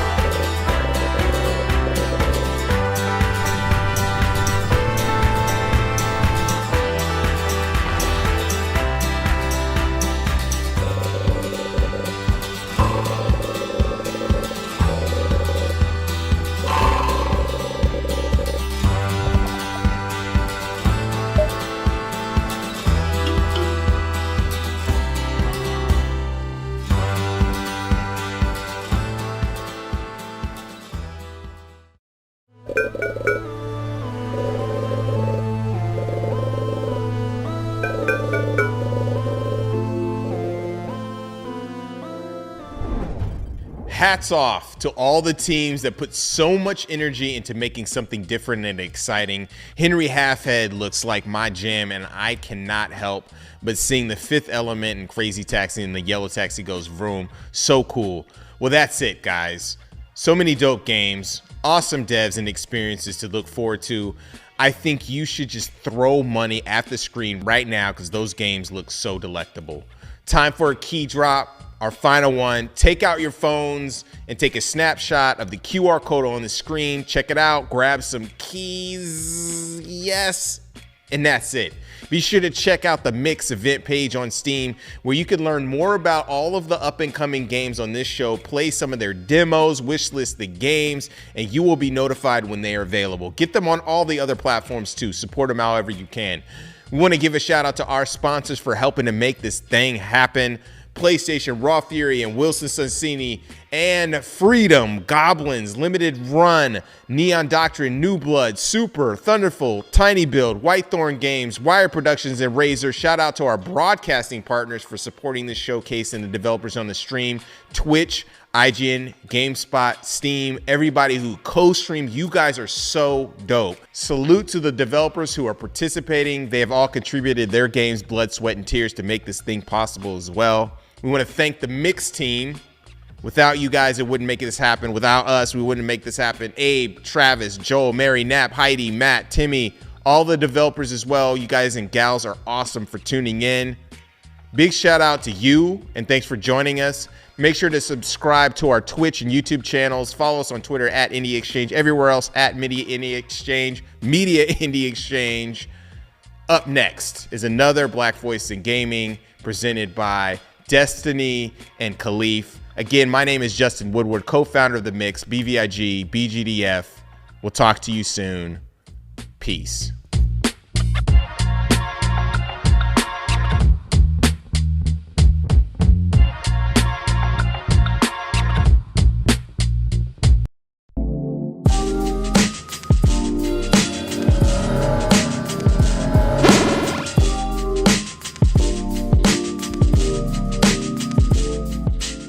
What is up, my good people? If you missed it, we finished celebrating Black History Month with a special BVIG showcase. That as it may be, we couldn't leave you hanging in March. Let's just be real. BVIG is celebrating Black achievements in the game industry year-round. It was created in June of 2020 during the protests and demonstrations that united us worldwide. Black Voices in Gaming has gone from a showcase to a nonprofit organization that helps accelerate the growth of professional game developers. You might be wondering how. Well, our mission is to facilitate a space where game studio entrepreneurs can access funding, meet publishers, and connect with mentors to help them succeed. As always, it's great to be back here co-hosting Black Voices in Gaming. My name is Destiny, and I've literally always got something going on. But being part of Black Voices in Gaming is always something that I feel extremely proud of. You can also catch me at Level 1 Gaming, a minority-owned organization that focuses on gaming news, entertainment, and all things geek culture. But before we jump into today's amazing guest, I'm going to let my co-host introduce himself. What's good, everybody? Hey, Des, thank you so much for having me. Hey, everybody at home. My name is Khalif Adams. I own and run the award-winning Spawn on Me podcast, the premier podcast spotlighting people of color in the video game industry. Alongside that, I also run the Spawnies, which is a gaming award show that's here to give love to underrepresented devs within the space. Last but not least, I'm also a dev at Firewalk Studios and super excited to be here rocking with all of you here. And Des, it is so cool to be with you and all the folks at Black Voice in Gaming and all the fam out there watching. Yo, I'm excited. I'm so happy to see you. Like, we keep going in circles where we see each other, but being here today with you and like pre-recording and having talks and everything is going to be a blast. But before we get in, we always have to thank our sponsors, and I think Khalif is going to do great at that. So Khalif, who are our sponsors and who are we thanking? I mean, look, we got to give love to the crew. We got to give love to the sponsors. A massive shout out to everyone who came and contributed. First, we have to give love to our silver sponsors. We got to talk about our folks over at PlayStation. Massive fan of everybody who's doing that work over on the Sony brand. I know I just got my PSVR 2, rocking it in virtual reality. Des, how are you doing? How are you rocking with the PlayStation 2? Oh my God, listen, I want one and I just haven't gotten it yet because I'm a little scared of virtual reality. You know, I might get in there and not want to come back out. I have been there. I've gotten there for sure. It has been a rough time staying in virtual reality because I don't want to leave either. But we got to talk about our other folks over at ID at Xbox as well. Wonderful folks over on that team, making sure that the indie space is getting the love that it deserves. What's up with you and ID at Xbox?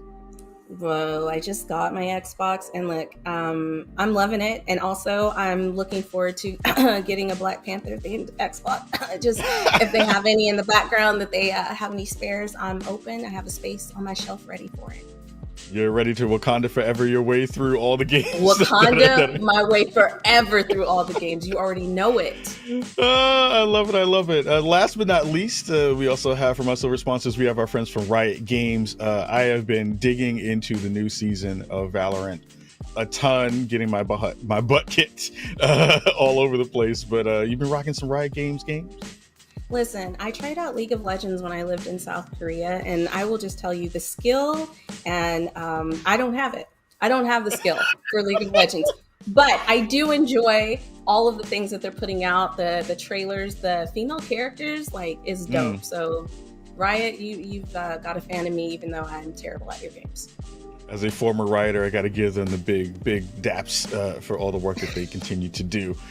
We also have our other sponsors in Raw Fury, Razer, and our friends over at Wilson Sonsini, giving us some love as well and helping our event go smoothly this year. So super excited about all of our sponsors. And yeah, Des, what do we got next coming up? So we could not do the show without thanking our broadcasters. I don't know what's wrong with me. I can't talk this morning, but that's right. Let's not forget them. We have Twitch Gaming, has been there from the beginning. IGN, you guys know what's up. They actually did like a roundtable with us last month to talk about the importance of Black voices in gaming. Huge thank you to them. We have Game Jolt. We also have GameSpot and Steam. Now listen, speaking of Steam, don't forget to check out the Mix event page on where you can learn more about Black voices in gaming titles, buy the available games, and add them to your wish list. Remember, wish lists are super, super important, so go do that. It helps the devs a lot. Not only that, let's talk about donations. Let's talk about merch. Let's talk about socials. Because as I said before, Black Voices of Gaming has gone from a showcase to a nonprofit. So listen, we're going to make it super easy for you. Get your phone. Pull up the screen where you can like take a picture, grab those QR codes, and please, if you feel it in your heart, please donate. No amount is too small, and we truly appreciate all of your help. Also, check out our merch. Guys, we have some dope t-shirts. If you want to look fly, then you definitely have to get a Black Voices in Gaming t-shirt. Not only that, if you want to keep up with us, remember to follow us on BVI Gaming at Twitter. That's BVI Gaming, and Black Voices in Gaming on YouTube and Instagram. So now that we've said our thank yous, we've shouted out our appreciation, it's time to get this show rolling. Khalif, what do you have for us? Tell us a little bit about our first guest. Who's coming up next? We have a fantastic guest in Xalavier Nelson Jr. We're going to be talking to him about his game El Paso Elsewhere. Super excited about that game, which, you know, brings a lot of the fun Max Payne vibes that we've been waiting for and hoping for in a game that we haven't seen in a really long time. So excited to talk about Xalavier, and let's talk to him right about now. 98% of me is screaming in pain or exultation. Glad for an excuse to fall.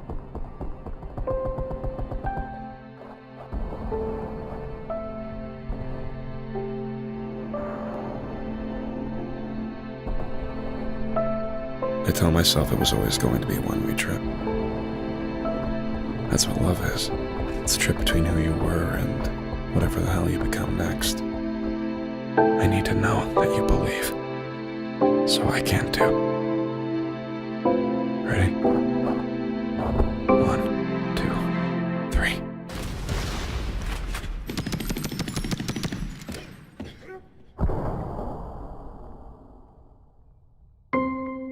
My name is James Savage.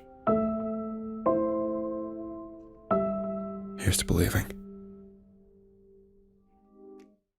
Oh my goodness, what a great trailer for El Paso Elsewhere. I am so excited for this game. Really hyped for it. What'd you think about the trailer, Des? I thought it was dope. Like, I'm just as excited as you. And I'm really excited because we have someone who's going to talk to us about El Paso and give us all the ins and outs. So who is that? Who's talking to us today? Let's bring him on right now. Xalavier Nelson Jr. How are you, Xalavier? How's everything going? Hey folks, I'm doing great. It is a Thursday, and the fact that I remember it's a Thursday means that I'm doing real good today. Shout out to Thursday. Shout out to Thursday. Shout out to Thursday. Give the folks at home a little bit of info about you, about what's going on in your world, and talk to us a little bit about El Paso Elsewhere.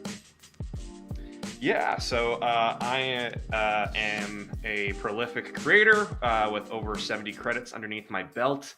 I've done stuff from writing to Whoa, production I don't mean to interrupt you, but that is dope. 70? Over 70 in the past 7 years. I'm a little bit That tired. is wild. Well, I mean, like, but that's great. Like, big ups to you. It's an honor. It's the industry as a whole is not calculated to allow people much space to grow personally, let alone express their personal creativity. So the fact that I've had the opportunity to do that, growing at what feels like light speed in this medium and having the ability to contribute to a lot of teams and now share that knowledge every place I go while picking up new tricks along the way has been great. So whether it's writing, production, biz dev, design, or increasingly direction, I've just been working on a lot of stuff for a long time. I've worked in print and literature and tabletop RPGs and comics, and now I'm honored to be presenting the first of the sort of next phase of El Paso of Strange Scaffold projects. Those projects being El Paso Elsewhere and Sunshine Shuffle. We've got 6 games in development. Those are the 2 that are above water, and our hope is to reveal the rest of them before the end of the year to really show y'all what we're pulling together and the level that we're operating at when we're trying to, as the studio motto goes, build games better, faster, cheaper, and healthier than the industry assumes is possible. I mean, you and the team continue to pump out some fantastic and amazing games. You go from dogs running an airport to trading organs in space, and now we get to El Paso Elsewhere. I got to know how the through line went through from all of those conversations to what we got a chance to see in the trailer today. I think the big thing that I use to direct the visions of these projects is just, do I need to make this game before I die? And the answer in this case was, vampire tragedy. Having a relationship with the Lord of the Vampires is going to mess you up in the process. So you are coming to El Paso, Texas, your hometown, to stop your ex from destroying the world, which means that in the process, you might have to kill the monster that you loved. You play as a rad black monster hunter called James Savage in El Paso Elsewhere. The game has an original hip-hop soundtrack on which I'm a vocalist and lyricist. Yes. Yeah, like we're making games differently, which means we can afford to make games specifically.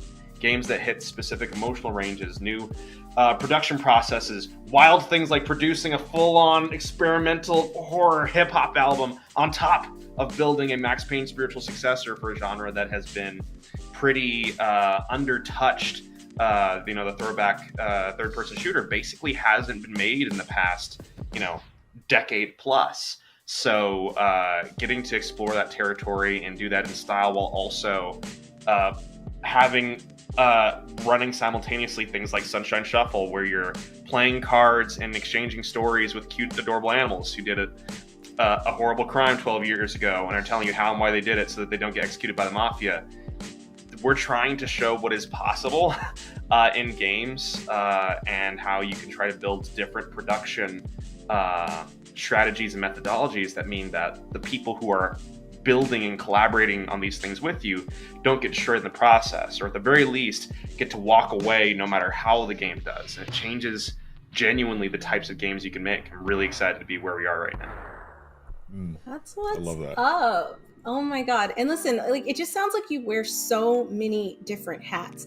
And I love that about the indie game space, because it does kind of give you that freedom to create what you want to create, whether it be because you have to create a game before you die, or just because you want to put a game out there that you think people would enjoy. And I think El Paso is, like, for me, it's really exciting, not only because, like, I like vampires and I like love stories, but also I get to go in and kick some butt. And I think that's incredible. Like, I didn't even know I needed this game until I realized I needed this game, you know? So that's the not goal. only that- We want to bring people games that they don't know that they need yet. Well, you've done it. You've absolutely done it, and I cannot wait to play it. But while we have you here, you've also brought up another game that we are going to be showcasing and letting you guys see the trailer of, and then we're actually going to jump in and play it a little bit. So before we drop that trailer, can you tell us a little bit more about Sunshine Shuffle, the cute animals and the mafia? And I'm terrible at gambling, so like this will be an experience for me. So, Sunshine Shuffle began its genesis as a project in late 2020. Obviously, people had a lot of feelings in 2020, and what we said was, you know what, we just need just create a safe, happy space in a video game. We haven't seen a Poker Night at the Inventory game in a while. There's only been 2 of those. How hard can it be to mix basically like a visual novel and a poker game? We could probably replicate that tech pretty easily and do Animal Crossing meets Poker at Night at the Inventory with a bunch of little friends. And that had 2 problems. First of all, despite even working with ex-Telltale people on the game, no one told us that we were basically making the immersive sim of narrative games. It is probably the most nightmarish and difficult game production process Strange Scaffold has experienced so far. Not because of work conditions, but because it's just a really, really hard game to make. It has to work flawlessly all the time, and it's immediately obvious if it doesn't work. And if it does work, you don't get any credit for it because it just looks like it's supposed to, right? The second thing is that it was boring. It was boring. There was just nice people at the table around you, and there was kind of a light bulb click. Again, talking about games I need to make before I die and ways to make them that I can be proud of and that allow me and my collaborators to hopefully continue to contribute to the industry for a long time to come. I was looking at this game and saying, I'm not having fun trying to tell this story. I don't know what these characters are trying to say. And it being my brain, I jumped to, okay, they robbed a bank 12 years ago. They thought they got away with it. Turns out they took the mafia's money. Consequences ensued, and then you show up on their doorstep, so they're telling you how and why they did it, so that they don't get executed by the mob. Also, you get to decorate the boat. And then all these things started to click in terms of the game had teeth. It had something to say. It had characters that you could attach to and learn about and uncover the depths of in a really really core way that made them feel like a cast in their own right. And you can still customize the boat. Now there's a little poof every time you buy an item or like a new deck of cards or some chips. So yeah, even if you don't know how to play poker, you get to unravel a fantastic story brought together by some really talented people with an all original ska soundtrack by Ska-Tune Network. Jam. Yo, yes. Let's go. So every I love game we're Ska-Tune. making has a huge every game we're making has like kind of is taking these big creative swings with collaborators both that you've heard of and that you haven't heard of at all, and especially taking big swings musically because the games industry is full of cowards who won't fill their soundtracks with ska, and I'm excited to break that trend. I You're love so you with every funny. fiber of my being. Oh my god, Every I love fiber of my it. being. Listen, you And- had and- me at customizing my boat. I can customize my boat. I can decorate my boat. Like, yes. But I'm sorry. I mean, Freddie, technically I their didn't mean to boat, cut but you if off. you want to like repossess it, that's on you. That's It's, that's look, if I'm within your playing the rights. game, it's my boat, and it's gonna look the way I want it to look, and they're just along for the ride. Well, I know we have Get some it. world premiere. I know we have some world premiere footage. We're gonna check out the game and get some time on the sticks with it right about now. But also, hearing you talk about the game in that way, it reminds me of Heat, in the movie Heat.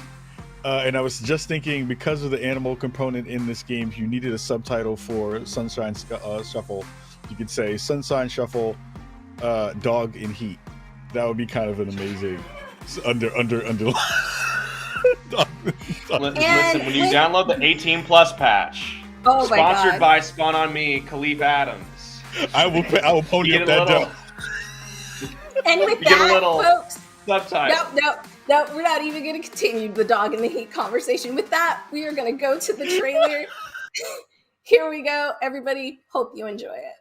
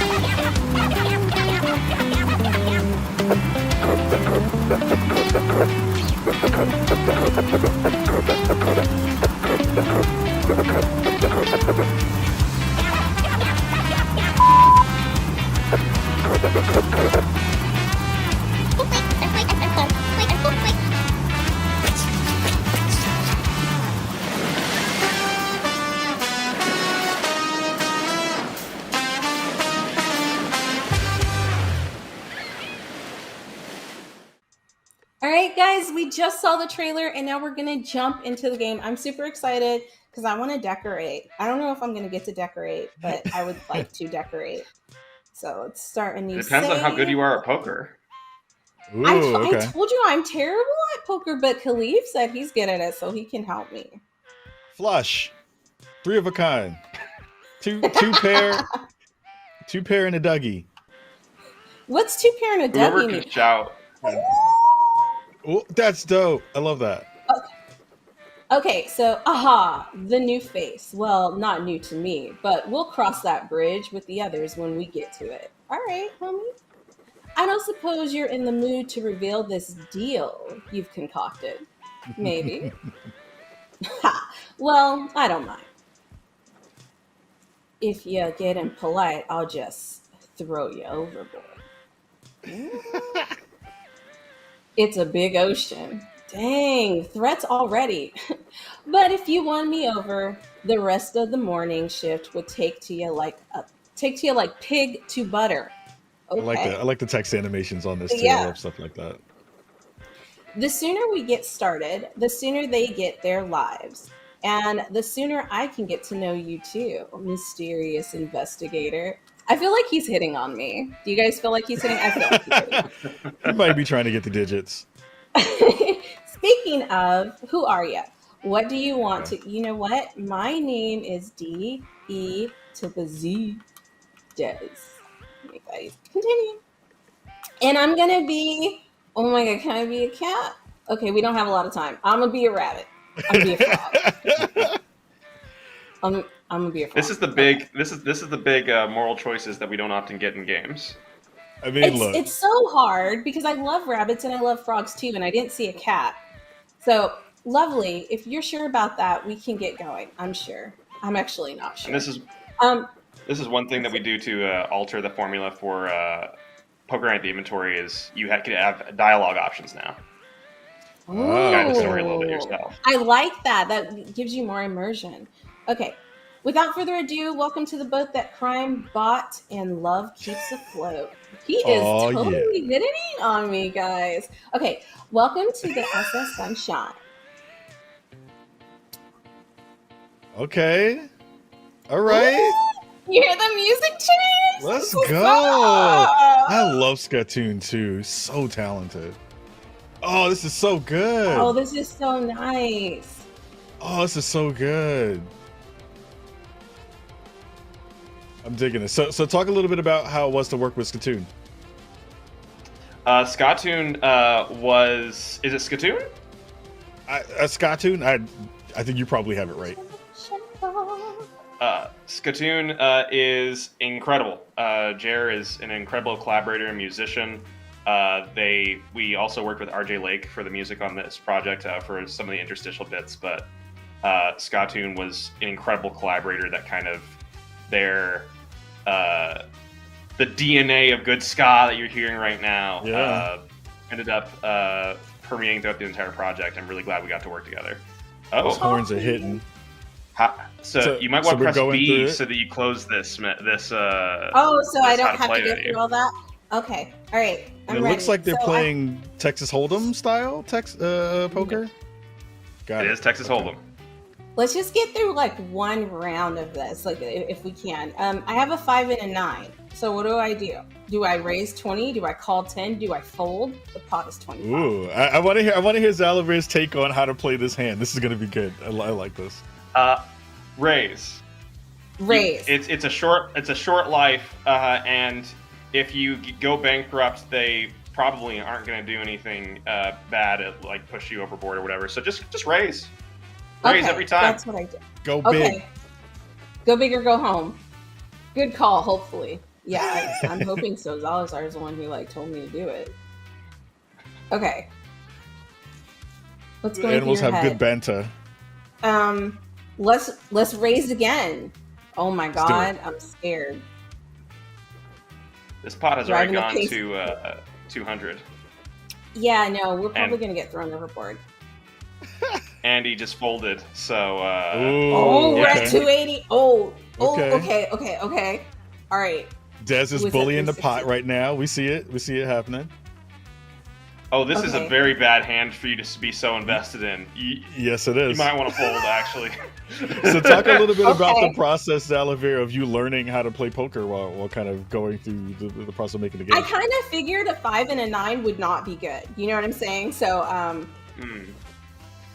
okay, I fold it. Ooh, things are heating up. Yeah, but I fold it.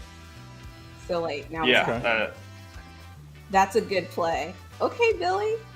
Did you learn a lot about the process of playing poker while making the games, Zalavir? My team did. It's been 2.5 years. We're close to launch now, and I don't know how to play poker. I learned like 7 separate times, and then I just forgot after a little bit because there was different parts of the project and things like El Paso elsewhere to like go over to. And by the time I came back from writing a neo-noir love tragedy, I forgot how to play poker again.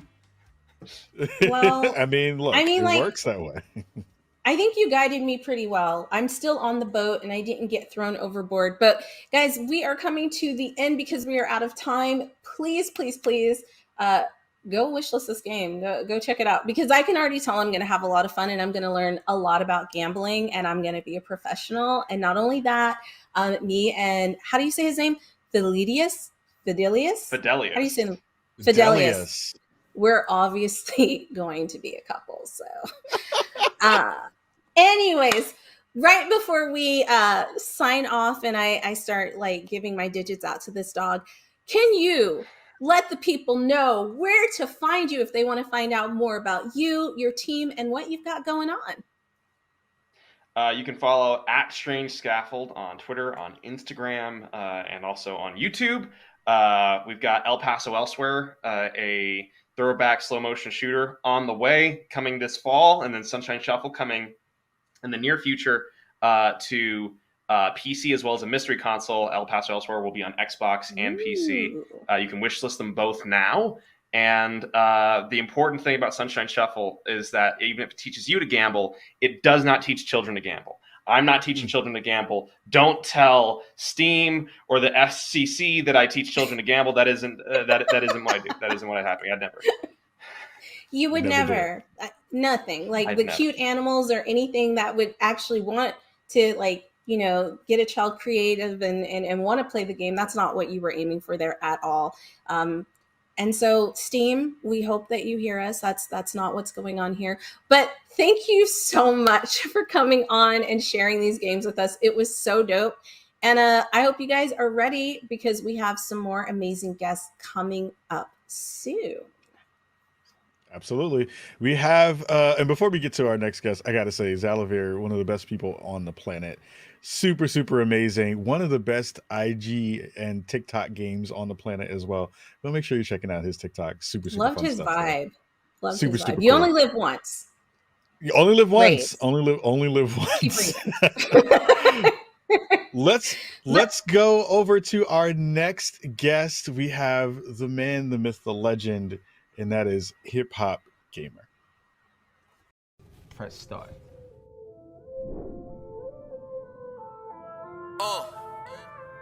Hip hop gamer.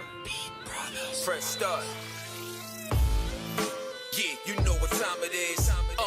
Yeah, you know what time it is. Brooklyn. Yeah, you know what time it is. Hip hop gamer, no stranger to danger. Record breaker, shot taker, playmaker. I show nothing but love, that's how I got greater. For those that don't see it, they stay stuck with the haters. Hip hop gamer, no stranger to greatness. So drop that gun gameplay, I overwatch that. Biggie Smalls, life at the depth, so we respawn back. Red dot, headshot, red spots on your hard hat. This is what New York sounds like, and it's all that. Concrete core killer, rap game, raw spitter, frame data, play sicker, so you gotta aim quicker, maxed out, ready for war. We got the painkillers, feeling like Mike in the game. Ow, thriller. This is New York City, we the home of the gritty. Gotta feel me, put the game on. And if you really riding with me, throw it up, press start, play your part when we pop on. This is New York City, we the home of the gritty. Gotta feel me, put the game on. And if you really riding with me, throw it up, press start, play your part when we pop on. My grandma told me to be the best that I can be, so I took the game industry by the balls and believed in me, and equally merged it with verses. So anybody wanna battle, get a pen and a paddle with two controllers. Focus, the flow is explosive, breaking every barrier and parry all opposes. Yeah, the game is mine and it's time to be ferocious. You can call me rap god when it comes to game and culture. Embrace who I am and the world is gonna see it. The game industry, everybody wanna be in it. It's funny how the leaderboards will show you what is missing, and I get it, now I got it, cause I am top the position. Listen, from the hood, growing up, we ain't have much. Playing PlayStation with friends, felt like we had enough. It was those days with Sega, how we was raised up. Gotta love Sonic, cause Lost Rings that came up. Whoa. This is New York City, we the home of the gritty. Gotta feel me, put the game on. And if you really riding with me, throw it up, press start, play your part when we pop on. This is New York City, we the home of the gritty. Gotta feel me, put the game on. And if you really riding with me, throw it up, press start, play your part when we pop on. This is New York City. This is New York City. We the home of the gritty. Press start when we pop on. This is New York City. This is New York City. We the home of the gritty. Press start when we pop on. Oh my God. I know you guys were bumping to that video. Like, it was incredible.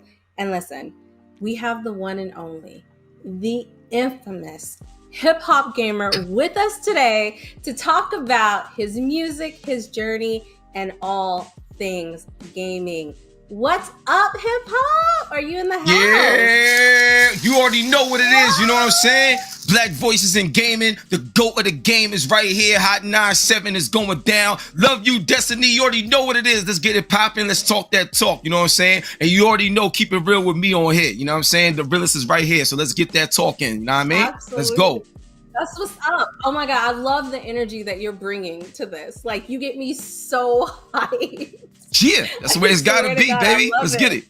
No, you're right. Positivity. So listen, I wrote down a few key points, and the first thing that I want to ask you, super random, but I heard something about a wrestling belt, and I just can you tell me about the wrestling belt, and then we'll jump into like all the other stuff. But guys, the wrestling belt, like, it's been on my mind. Tell me about the wrestling belt. Gotcha. So the wrestling belt, it has sentimental value because I was always like my grandmother's champion. You know what I'm saying? And she's my champion. And my grandmother, she's the one who taught me how to play video games when I was 4 years old. So I've been playing video games all my life, and she taught me about life through video games. You know what I'm saying? So when I have the belt, it's not just about me being number one or just being a champion for the sake of selfish reasons. You know what I'm saying? It's more about showing my grandmother in the greatest light that I can, because she gave me what I give back to y'all. You know what I'm saying? So that's what the belt is all about. So on the belt, it got hip hop elements on it in terms of DMX, 50 Cent. And if you look at the gaming side, it got Kratos, Lara Croft, which is my favorite, my grandmother's favorite character was Lara Croft. And then, you see Hot 97, Logitech G, AMD on the belt as well. But the most important thing on the belt is putting God first. So it says God first, and it has my grandmother on it and my son on it. So my belt is a #1 representation of everything that makes me me and what I give back to the industry and what I give back to everybody in daily life that encounters me. Period. Yo, that's what's up. I didn't expect that story, but that was so touching, and that was super sweet. And the fact that your grandmother is the one who got you into gaming, and big ups to Laura Croft, because she is the baddest bee. So I can see why she loves her. Yeah. But all right, that was amazing. That was amazing. Thank you. All right, I'm sorry. I took it off the rails. We usually start with tell us about who you are and what you do, and we will get into that now. But I needed to know about the belt, and I'm glad that you shared that story with us. But yeah, I appreciate it. Tell us about you. Oh, go ahead. Well, like, just to set the tone, ain't nothing like traditional, like, or regular when it comes like to me. You know what I'm saying? So you do what you do, and we here. You know what I'm saying? You don't have to worry about, you gotta stick to no script. You know what I'm saying? Like, I am the action, we are the action. So let's get that popping, yo. So you can ask me whatever you want. You know what I'm saying? What's up. So let's get it. All right. Yep. So let's tell our audience a little bit about Hip Hop Gamer, who he is, what he's doing in the industry. Like, we want to know all of it. Give us the 411. Got you. So the first thing is, just with Hip Hop Gamer, you know, my goal is to be #1. Period. Like, I don't call myself the GOAT of the game for nothing. And the reason why I call myself the GOAT of the game, because you can't be the GOAT unless you take the hits. Period. So the thing is, if you date back to 2008 and stuff like that, that's when I first got into the gaming industry from a professional standpoint. Shout out to my man Torrance Davis, who had a website back in the day called thebitbag.com. He discovered me and gave me opportunity to go to E3 for the first time. And when I went to E3, yo, and this is 2008, yo. So when I went to E3, yo, that was the biggest game changer, because I got a chance to understand the other side of the gaming industry. You know what I'm saying? See, I only knew it, you know, like how most of us knew it, just from a fan perspective, just seeing things. Now I get to understand how the bottom lines work. I get to understand who's in control, what happens, why things happen. And I just kept studying and learning and building up, you know, my brand by understanding how the industry works. Fast forward to today, 2023, you know, I'm the first game journalist to do a lot of things. And that's important to me, not just to be the best, but not just to be the first, but I want to be the best at what I do and the first. And if I'm not the first, I want to be the best at what I did, even if I wasn't first. So let's break it down. I'm the first gamer to bring gaming and finance together on the biggest spot ever. And that's the New York Stock Exchange with FinTech TV. You know what I'm saying? So that was a barrier breaking moment right there. That's one. Two, I'm the first gamer to bring gaming to radio in the form that I'm doing it. Now, I want to give a big shout out to my boy Godfrey, you know, Gamer Tag Radio, because I know at one point in time he was on CBS Radio doing this thing too, talking about games. So much props to him. What I'm saying is, I'm actually the first ever officially nationally syndicated global voice in gaming on radio, on all the biggest stations worldwide, because I'm partnered with AURN, which is the American Urban Radio Network. So that's the first time that has ever happened. I'm a character, different video games. I make songs for the games, and I'm really my name. You know what I'm saying? Like hip hop game, I'm really who I am. I'm a hip hop artist. I'm a gamer. Like, I do this. So I think at the end of the day, as long as everything you do is authentic, and I never worked for anybody in the gaming industry. I always been independent, you know what I'm saying? Dame Dad status. So I always been able to do what I wanted to do, help people, and continue to grow the industry. So to me, just that much more of me, I wanted to set a tone that you can still show mad love, be positive, and you don't have to blow up by being negative. You don't have to blow up by doing clickbait to trigger people. You know what I'm saying? You could be mad cool, make mad money, and make an impact positively and stuff like that. I'm also a partner with the Board of Education. So I actually have a program called Playmakers, where we utilize gaming to teach financial literacy. We utilize gaming to develop character, because the slogan is character is your currency. You know what I'm saying? So one of my main things, Destiny, is everybody got their own fingerprint, you know what I'm saying, in this world. Everybody has a one of one of something. I discovered what my one of one was. So at the end of the day, everything I do is exclusive to how I do it. So anything I attach myself to is going to get the victory, period. So that's how I operate. That's a little bit about me and some of the things that I've been able to break barriers on. No, I absolutely love that. I love the positivity and the energy that comes into that because, listen, I feel like growing up in our culture, being Black, like there's so many people telling us no that it pushes us to be like, no, we're not taking no for an answer. And if you don't want to listen to me, I'm going to make my own thing. And that's exactly what you've been doing. And I think that's incredible because I feel like with Black Voices in Gaming, it is that platform where we're showing a lot of developers, a lot of content creators, a lot of business people who are out here making their own thing without, not saying that some people don't help them, but like really it's them. Like the brand is them. And I just think, listen, I feel like when people watch this and they watch you and they watch Jay and they watch all these developers, like it's really, really inspiring. Wow. And I am inspired, like legit. Like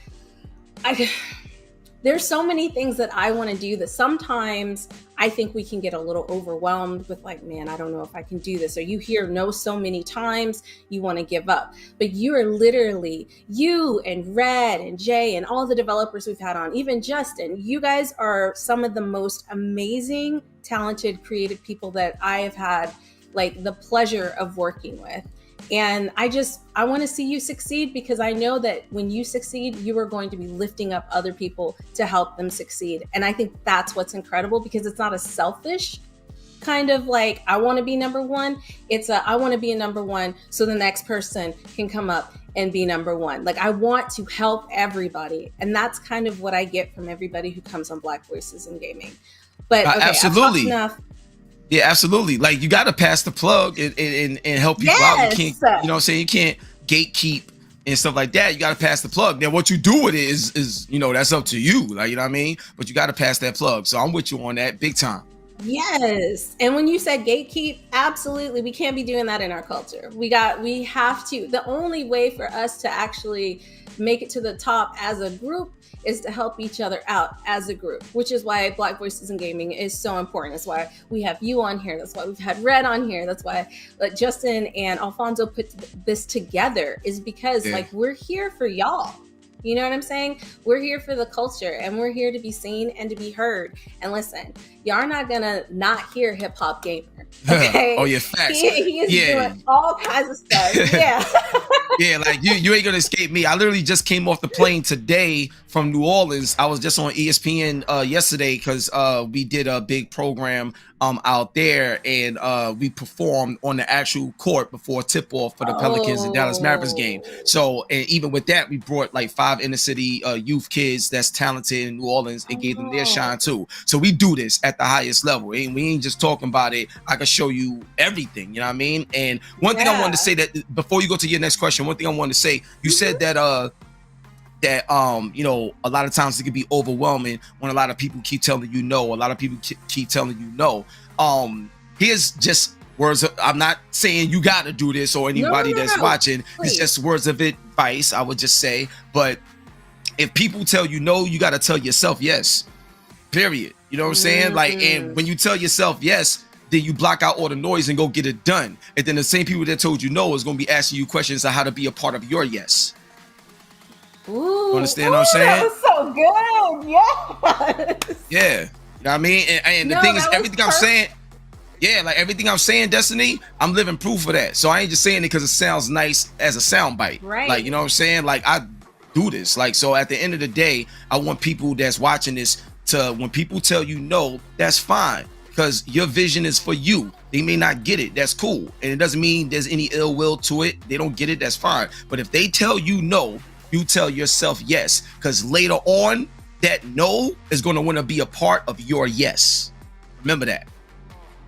Absolutely. No, that's facts. And you're living proof and you're living in your truth. And I appreciate that. That is some of the best advice that I've ever heard. Like it's short, simple, but like so real at the same time. So I appreciate that. I need that advice at times. So yeah, I definitely know that people out there will probably appreciate hearing that. And I'm all for it. So one of the questions I wanted to ask about, because we kind of talked about your wrestling belt, which was what I really wanted to know about. We talked about your gaming career. Let's jump into your music career, because listen, that video was fire. Like, Wow, you are thank so talented. Yeah. Thank you very much. So you know what's interesting? So on the music side of things, just to give you a bit of the history, I wasn't always who I am today. You know what I'm saying? So I grew up East New York, Brooklyn, born and raised, you know what I'm saying? And that was a completely different environment for real. So what happened is they used to call me Jackal Flares back in the day. They used to call me Jackal. I was a completely different person, you know what I'm saying? Everything was gangster rap, cursing here, wilding out, ready to pop off. It was different, right? So my Lord and Savior Jesus Christ changed my life. My grandmother helped bring me to that point. And one of the things that changed my life was I used to work in the mailroom for all the record labels, Def Jam, Rockefeller, Bloodline, rest in peace, DMX, you know, Dipset, you know, everywhere. I worked in the mailroom, Universal Music Group, all of that, right? And I used to play my music in the mailroom. There was this one guy, I don't even remember his name. It's such a long time ago, but I don't remember his name, but he was a tall dude, dreads or something like that. And the thing is, he said, yo, you very intelligent. Why do you always curse all the time? Like, why make a song without cursing? So I've always been the type of person that was up for a challenge, right? So I made a song without cursing, and he was like, yo, that's amazing. Now do it again. Now do it again. And then over time, it made me realize that, wow, like when I performed like this, I was no longer being edited. I didn't have to be edited because I'm broadening my vocabulary. I can just say what I got to say without having to edit anything. And then the second thing is I started to translate into my daily speech over time. You know what I'm saying? So now in my regular daily talking voice, I don't curse. You know what I'm saying? Like, you know, I don't drink, I don't smoke, I don't do any of these things. I'm a family brand. And the thing is that changed my life on that concept is when I got offered a record deal, me and my peoples, me, my family, my brothers and stuff, I was 14 years old and I turned the deal down.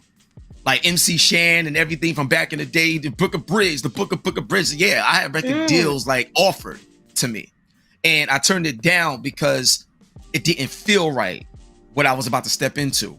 So I had a whole different purpose that I didn't understand in these moments. So fast forward to today, I'm able to write about music, write my music about games, write about anything. I don't use curse words. Everything is positive and uplifting. And if I'm battling somebody, I can still battle somebody without being vile and vulgar with it. You know, I have my own style of doing it. So to me, it's a humbling honor to do the music the way I want to do it and put it in the areas that I want to put it and utilize it as another anchor to build my brand and inspire other people that, yo, the same dude that made a song for Watch Dogs 2 is the same dude that was rapping, you know, with Sheik Luch from the Locks in the mailroom. Like, you know what I'm saying? It's a different impact, and I'm the only one that can say that, you know, in the culture right now.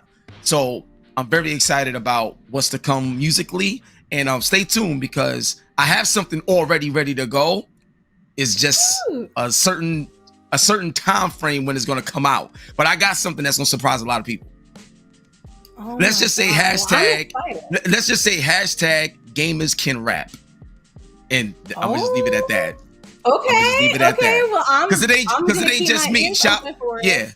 It ain't just me. Shout out to Mega Ran. You know what I'm saying? Shout out to my man Dan Bull. Shout out to, you know, Richie Branson. There's others, but gamers can rap, and you're gonna see something different. Oh, I'm excited. Because I mean, I grew up listening to rap music, so yeah, listen, of course. Being a gamer and listening to rap music, I mean, like, you know, you'd be sitting there gaming and then you would have like DMX on, or you'd have Tupac on, you'd have Biggie on in the background as you're playing.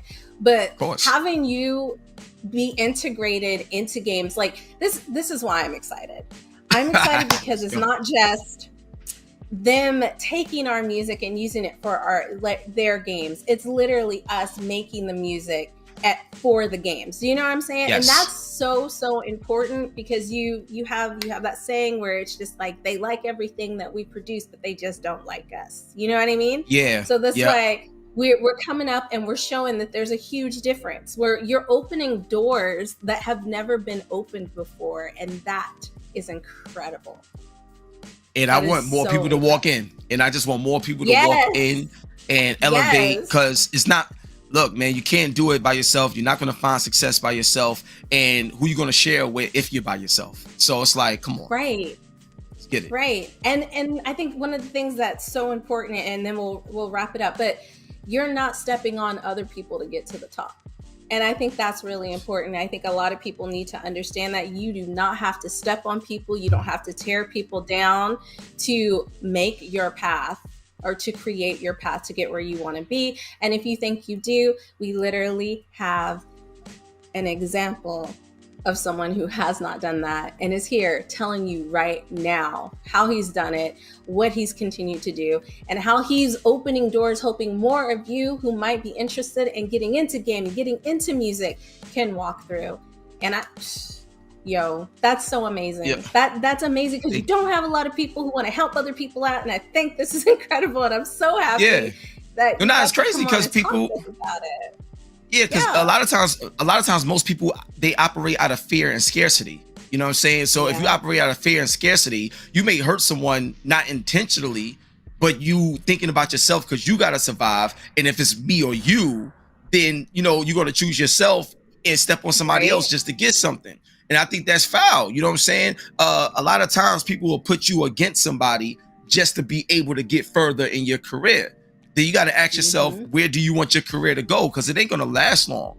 Like, you can have a successful moment, or do you want to have a successful longevity, enjoyable career over time? Right. So you got to remember, like 2008, 2023, and it's not stopping. It feels like it's just beginning all over again with all the stuff that's going on. Now, secretly, there's a lot of people that like I helped out, put in position, and there's a lot of people that have benefited for things that I told companies to do, period, because it's like y'all helping them to your benefit, but what about helping them to their benefit? It has to go mutual.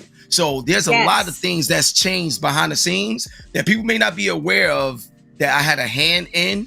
But what I will say is right now in this climate, I am ecstatic to see a lot of people starting to get theirs and get what they deserve. It is everything to me. And I always like, what do you need? What's your goals? Hit me up. I know this person. Boom. Or go here. You need to be here. Boom. Like, it don't take away nothing from me. Like, you know what I'm saying? There's only one hip hop gamer. Go, I do this. At the same time, look it around you. Black Voices in Gaming is the name of this joint. You know how many out there? Like, they got mad things popping off. We supporting everything. We lit. You know what I'm saying? So I'm going all out. I'm like fire emoji on everything. Yeah. We moving. Let's go. So, yep. Oh my God. I love it. Well, that's it for us. We got to wrap it up. I could talk to you all day. We got to connect. Red, we got to connect. Tell her I said I love her. Guys, you've Denise seen said she loved you. She hosted with me. We were on a few shows back. But I just want to say thank you again for coming on and sharing your knowledge with us, your words of wisdom, because they are so needed, especially for the young who are coming up and want to get into the industry.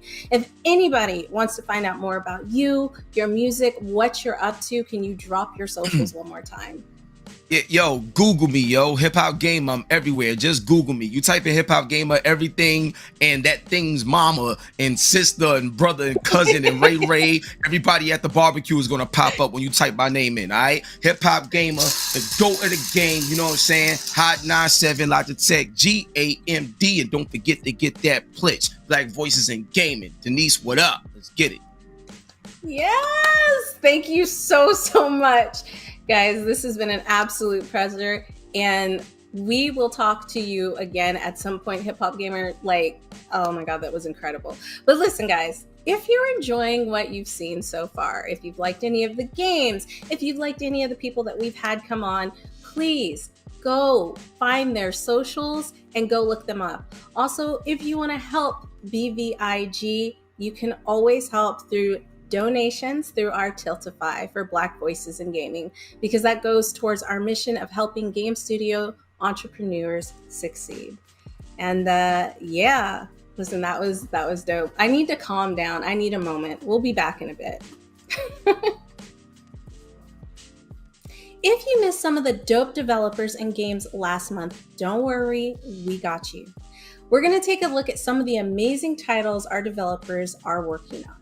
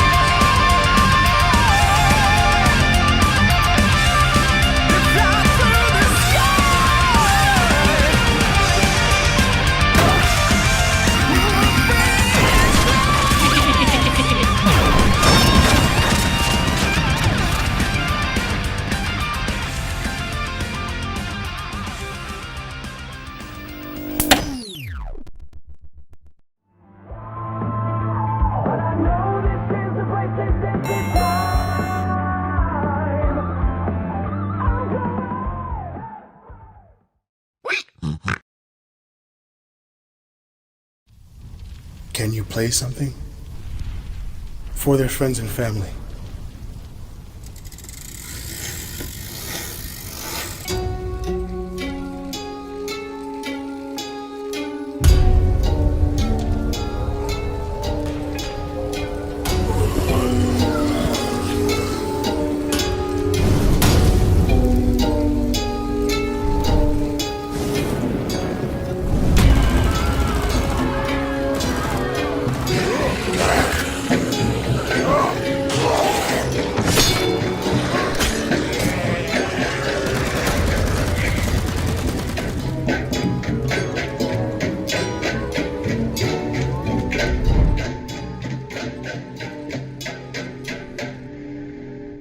Your distraction machine.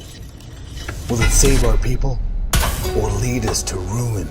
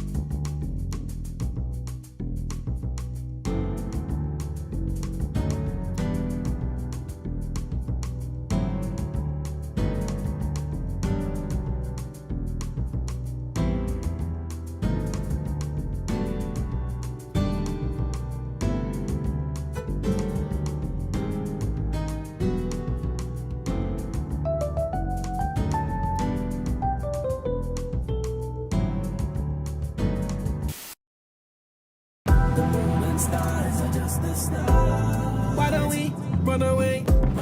Run away, run away, oh. Why don't we run away? Run away, oh. Take my hand and let's fly away into the night sky. They must sit and now watch as we fly by. Blacked in on the whip like a drive-by. Baby girl, you know we got the right vibe. Hey, I wanna disappear. I wanna know if you would follow me there. Yeah. I wanna disappear. I wanna know if you would follow me there. Sometimes I wanna run away.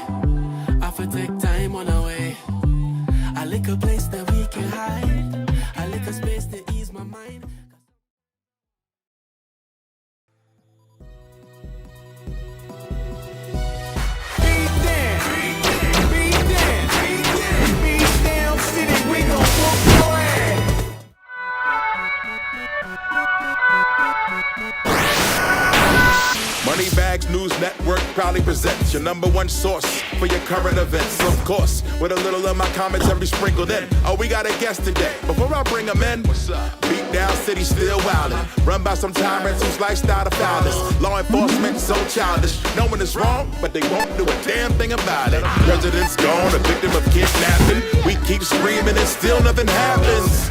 Man, it's driving me insane, making me wanna up and suplex a train. Anyway, when we get back from the break, we gon' meet someone who has something important to say. So grab a little snack, pour something cold, and just chill to the next episode. Come on.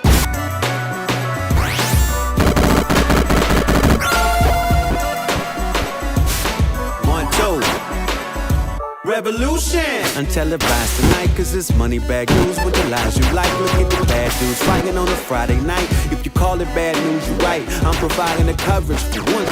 Tired of rubbish, and my foes getting wise to the lies they publish. Conflicted interests, some conundrum. They run from the source where the funding comes from. You know what really grinds my gears? When the president disappears, ain't nobody saying shit is weird. We gon' make it all crystal clear with baseball, baskets, and spears. I got the key to the sound, the beat down. Rage unlimited, reach down. I'm standing on mine, 2 feet down. We can reach down, brawl to a pull apart. Mess around there, find out Boulevard.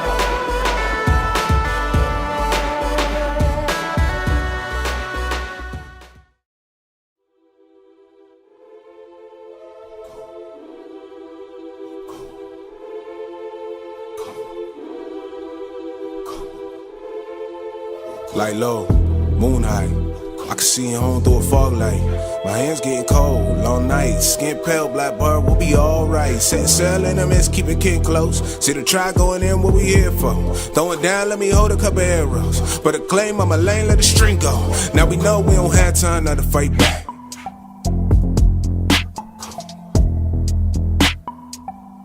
Breathe. We don't have time now to fight back.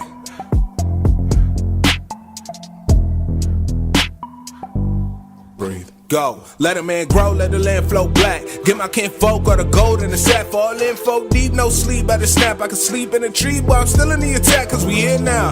Boy, you better get a show when we throw down. Ghosts getting close when we slow down. Whoa, gone looking for a throw now. Till we gone, if it's water in sight, then it's on now.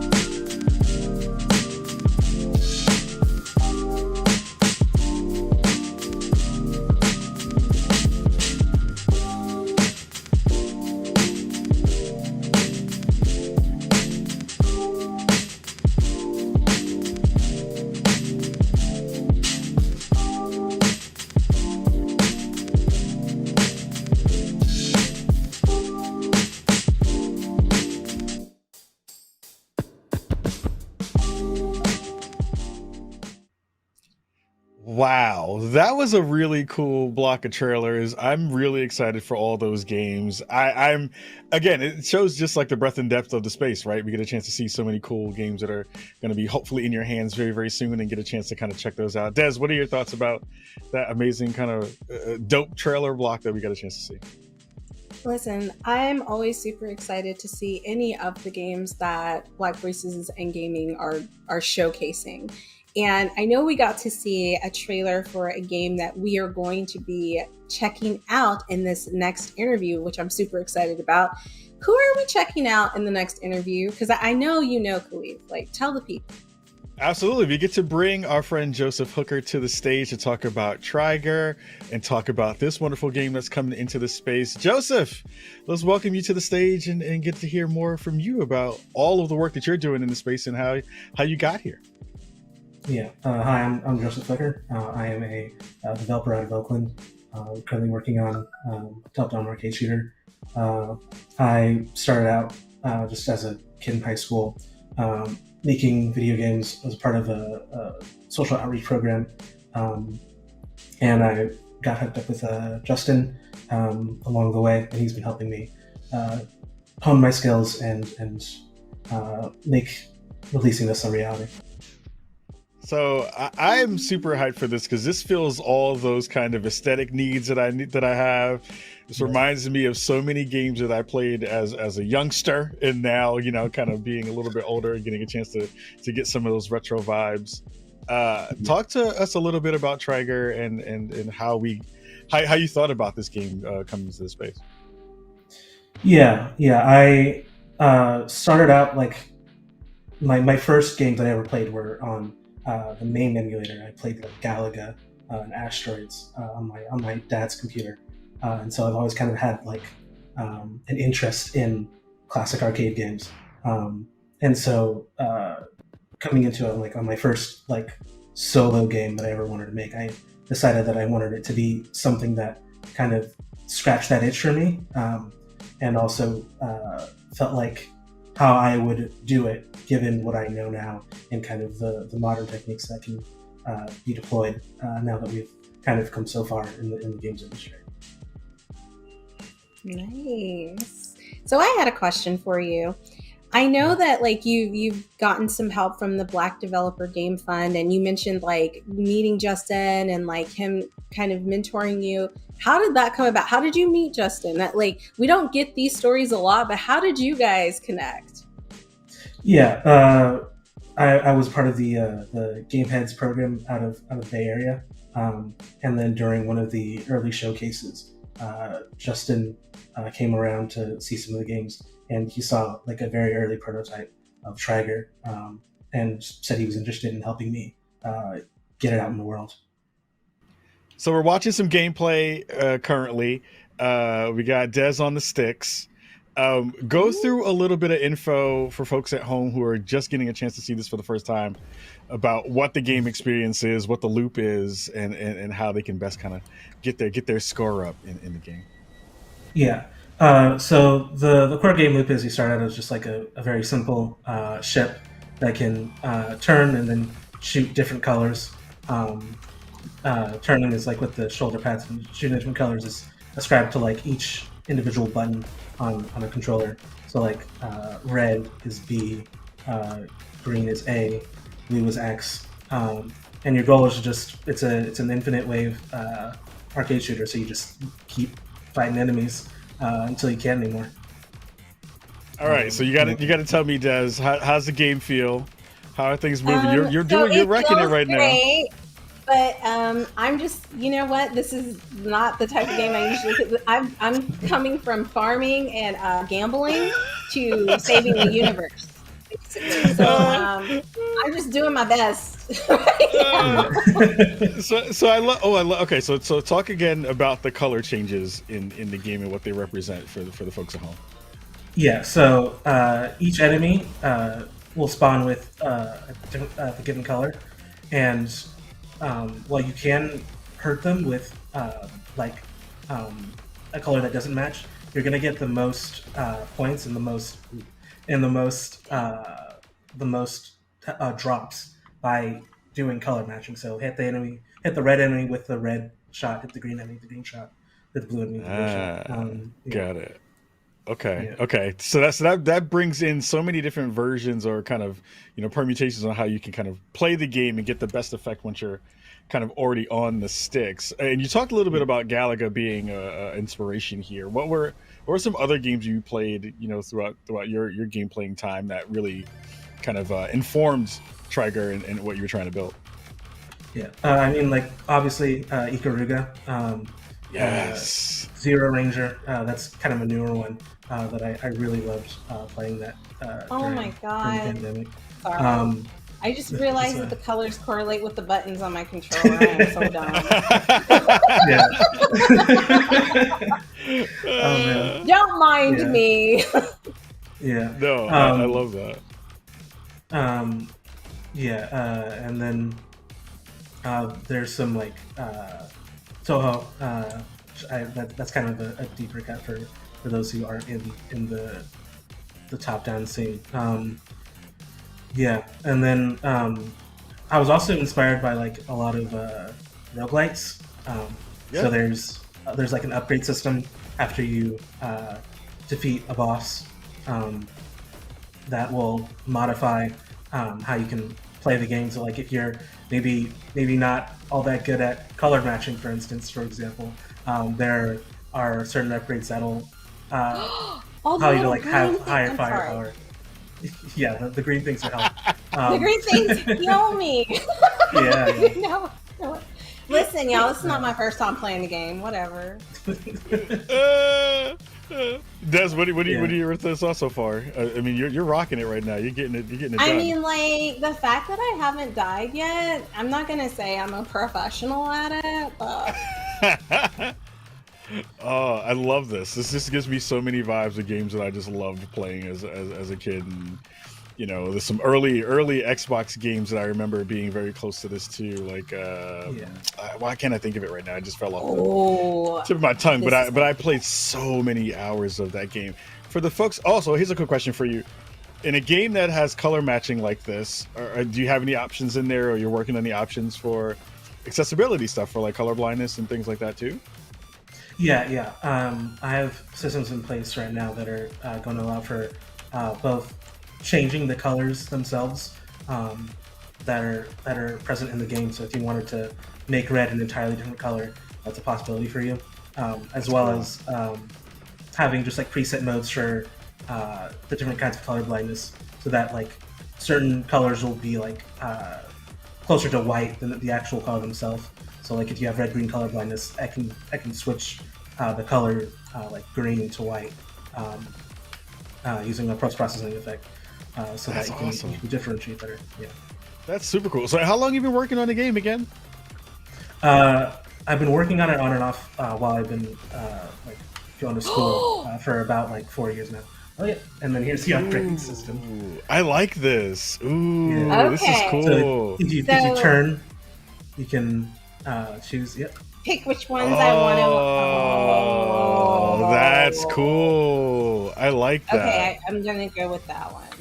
Just So from do a I- visual oh, aesthetic okay. process, yeah, like even the visual aesthetic of that just really made me happy. That's super cool. I just like that. Yeah, it's very, very clean in that respect too. Okay, blue. What has been the kind of most interesting thing that you found out about the development process during your time making this game? I think everybody, you know, once you've made a game or you're starting to make your first game or even your second or third, you end up pulling away with some tidbits of things that you learn that kind of influence the next layer of development.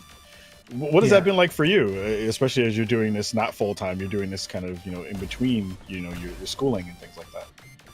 Yeah, I learned that it's very, like when you're working on a game like this, it's a lot about like what you don't include than what you do include. So like a lot of this is about restraint, like not like going overboard, because it's trying to harken towards certain things and certain aesthetics. And so a lot of this has been like me adding something and then like going, okay, does this contribute to what I'm going for, or is this like overloading the player, overloading the aesthetic, and kind of clashing a bit, and like kind of going through that process over and over again until I have something that I'm happy with. That's fantastic. I want to be a part of this conversation, but I just can't. I'm like so focused. Anytime you want to jump in with any questions or any findings that you have, it's just totally fine. I got questions on questions. I'm gonna let you handle it. I'm not a boss again. Also, this has really fantastic music. Talk a little bit about that too, because I think that's a driver for games like this in a real way. Yeah. I had an awesome composer come in and be able to develop compose some music for me called Tony Lays, and he just was able to pick up on the vibe I was going for from my initial documents, like from the jump. So it's been very very nice to be able to just like have that opportunity to work with someone like that. and then as well like with just other artists, being able to like work on them with my vision for something. Yeah, I love that, and also the name of the game Trigger is a play on trigger. Is that the call there? Yeah, it's like triple trigger. Sorry, I like that a lot. That's super cool. Yeah.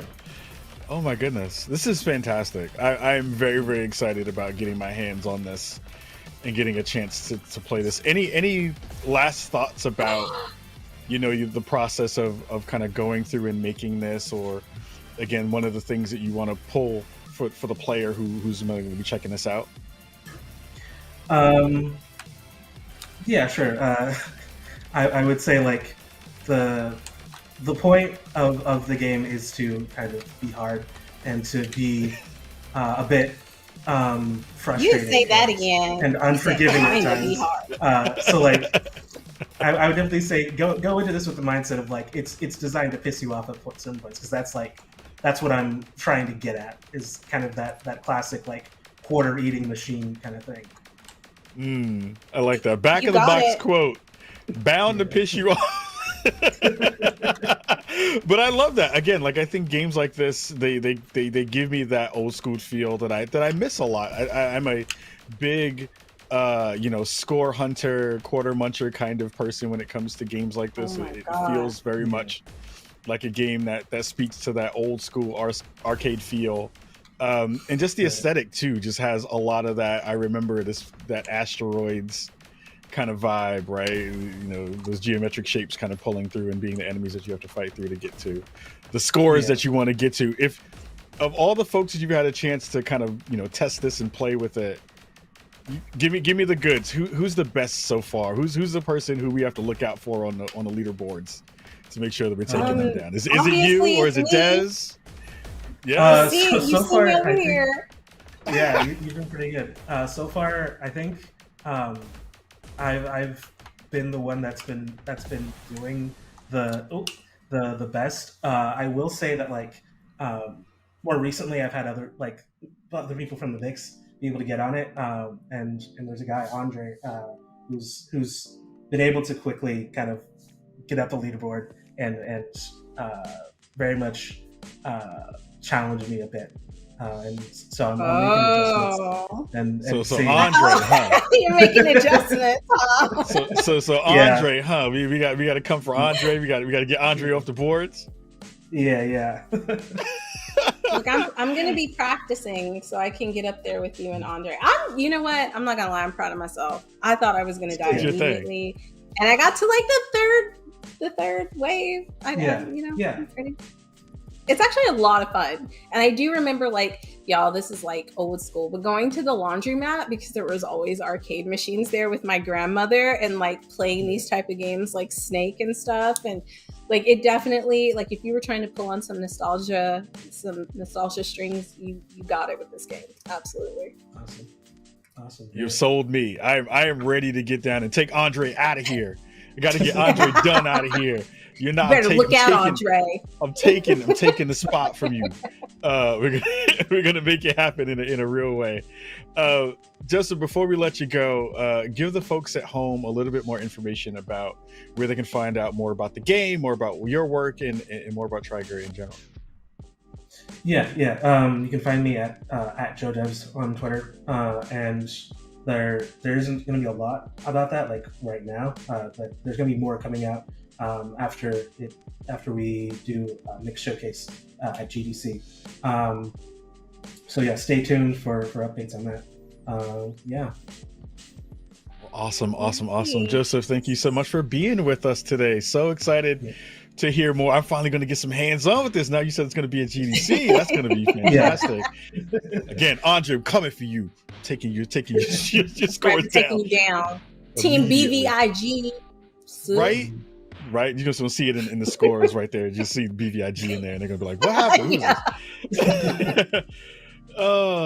Thank you again, Joseph, for rocking with us. Dez, any other last thoughts for Joseph before we let him go? Listen, I think this game is incredible. I had a lot of fun. When I first started it, I was like, oh man, this is not my type of game. I'm gonna embarrass myself on screen. But no, it was fun. And just, proud of you and your creativity and the work that you put in always. And thank you for coming on to BVIG. Thank you for telling us how you met Justin and how that all came about, because these are the kind of stories that we want to share when we do our showcase. So yeah, good luck to you and all your future endeavors. Awesome, thank you.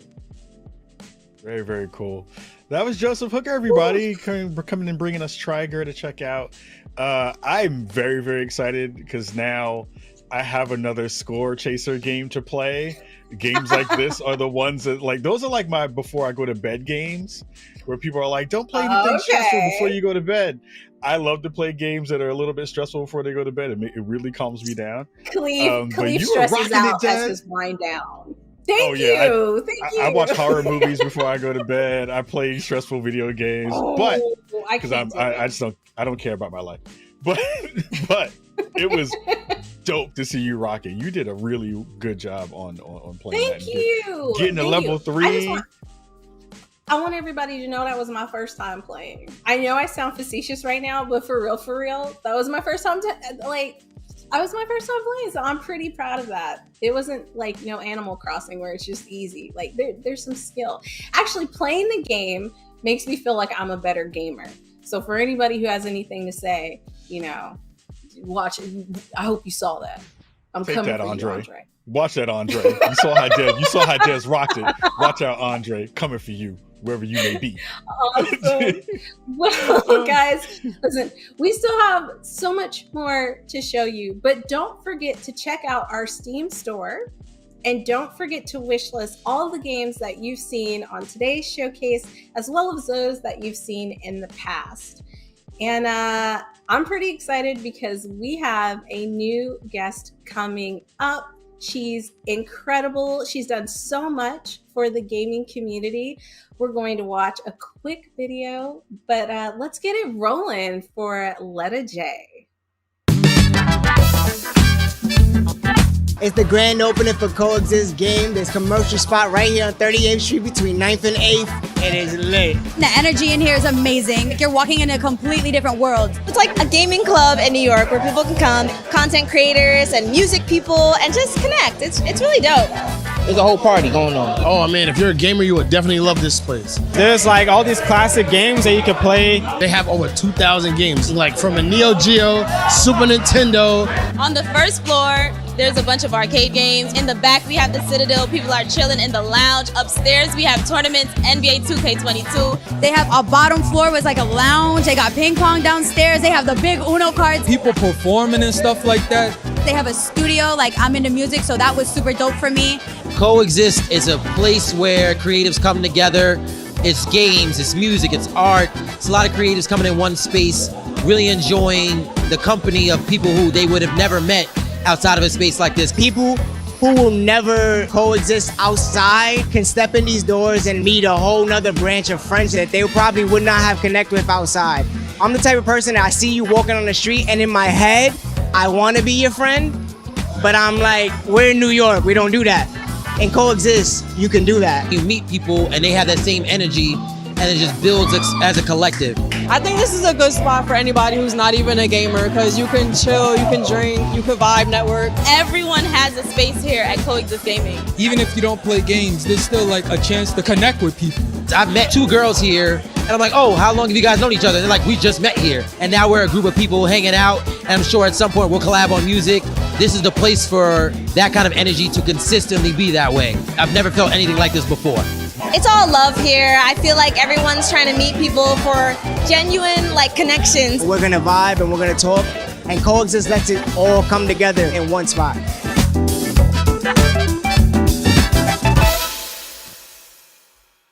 Oh, also you have people that will bust my ass in Smash Bros, so that's too. So incredible. And I know you talked about touring in Japan. I used to live in Korea for 5 years, so I've been to Japan a couple of times, and I totally understood what you were talking about, walking in and just losing yourself because there's Yes. so much going on in those spaces. And I think one of the places I went to was in Okinawa, and it was like this gaming bar. So when I Yes. saw Coexist, I was like, Right. yo, food, games, Yes. people who look like you, which is so important. Loving the same So things true. you do is just, I love that you're putting this together. I can't believe you're putting, listen, I was excited about Coexist, but now you're saying you've got a magazine coming out with cosplay, and that's really important just because I feel like Black cosplayers don't get enough recognition, and they get hated on a lot for cosplaying characters they like, and it's just ridiculous. So I love that you're showcasing that. Can you tell me a little more about this convention? Because I want to go.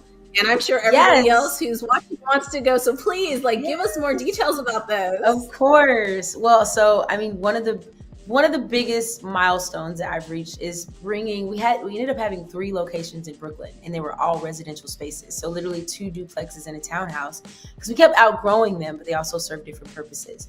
The goal was to finally get to our first commercial space, which we did at the end of last year. So we have this beautiful 3-level space, a little under 4,000 square feet, right in the heart of just Midtown Manhattan, steps from Times Square. And the goal is to bring back that convention that we started with in the first place. This amazing experience. But this is going to be a 2-day con. So Saturday and Sunday, 12 to 12, where it's all the things we love. One of the really cool things that we did in the competitive scene was we took, normally you'll go to like a 2K tournament, or you'll go to like Overwatch, and everybody's there to see that particular game. But we would have an itinerary of 5 to 7 tournaments happening in one day. So like 3 o'clock, there's someone Tekken in the PlayStation Lounge, 2K's down over here, Smashes in the Nintendo Lounge. We had Connect 4 tournaments, like really cool stuff for casual gamers too. And it was so inclusive that what was happening is people that were only seeing people that they normally streamed, they actually saw them in real time. So we were really bringing communities together. Boy. And there were so many gamers are creative, right? So we were having we did dance battles, we did live performances, we did cosplay fashion shows, we have anime trivia, and now it's just kind of like up in the ante, so everything is just another level. We actually did kind of a really special event that was the precursor to the Coexist Con. We had Chuck Huber, a voiceover actor, come through who plays tons of characters on My Hero Academia, Naruto, and Hunter x Hunter. Yes. And so, yeah, it was so dope. So this is why I was excited. At DICE, I met Chris Judge, who plays Kratos, and literally I got his info, and I'm trying to get him to come to a con. And so he texted me, oh my God. I'm like, Chris Judge, just text my phone. And so I just really I'm really excited to bring kind of like, I tell everyone we are inclusive, right? We're inclusive. We don't turn anyone away. But of course I would be remiss as a woman of color not to highlight and support and represent us. We need that support. And so one of the most exciting things that I'm excited about the con is that we're doing an entire area for developers. So now the developers don't have to be separated from the rest of the community. I want to bridge the gap between esports and development, and this is what that looks like. Oh my God. Look, I think you're doing so many amazing things. Not only are you here, Black Voices in Gaming, talking about it, but you're out there doing it in your own way. And I love the message of togetherness that really it just encompasses the whole thing that you're doing, which is really beautiful, because I think within the industry, there's times that we really separate ourselves, like, oh, you're not a true gamer, or you only play this type of game, and it just doesn't matter. Like, people should enjoy games the way they enjoy it, anime, cosplay, and so, all right, I know this event is happening. Yes, I'm very excited. I'm shaking excited because I want to go. Where can we find out more information and keep up to date with just all the things that you're doing, all the things with Coexist? Like, how do we find that information if we want? Yes. So right now, everything's available on our website. You go to coexistgaming.com and there's a tab for events on the homepage. So we're actually announcing the con at the top of next week. April 1st and 2nd are the dates. I know. So I'm really excited. You know, it's the first one, and we just want the community to come out, support, meet, network, experience everything, come in their best cosplay, and just really, really have a great time coexisting. I'm going to tell you this, the most exciting part for me is that it's a monthly con. So every month we will literally be hosting a 2-day con. So it's just a really dope opportunity to continue building community like we always have. No, we shouldn't have to wait once a year, right? We shouldn't have to. And I love that you're doing it once a month, because like I think that just makes it accessible, which is really important, right? Because not everybody can go at a certain time of the year, but if you do it all year long, like that's incredible. Because when you said April, I was like, how am I gonna make this work? But now that I know,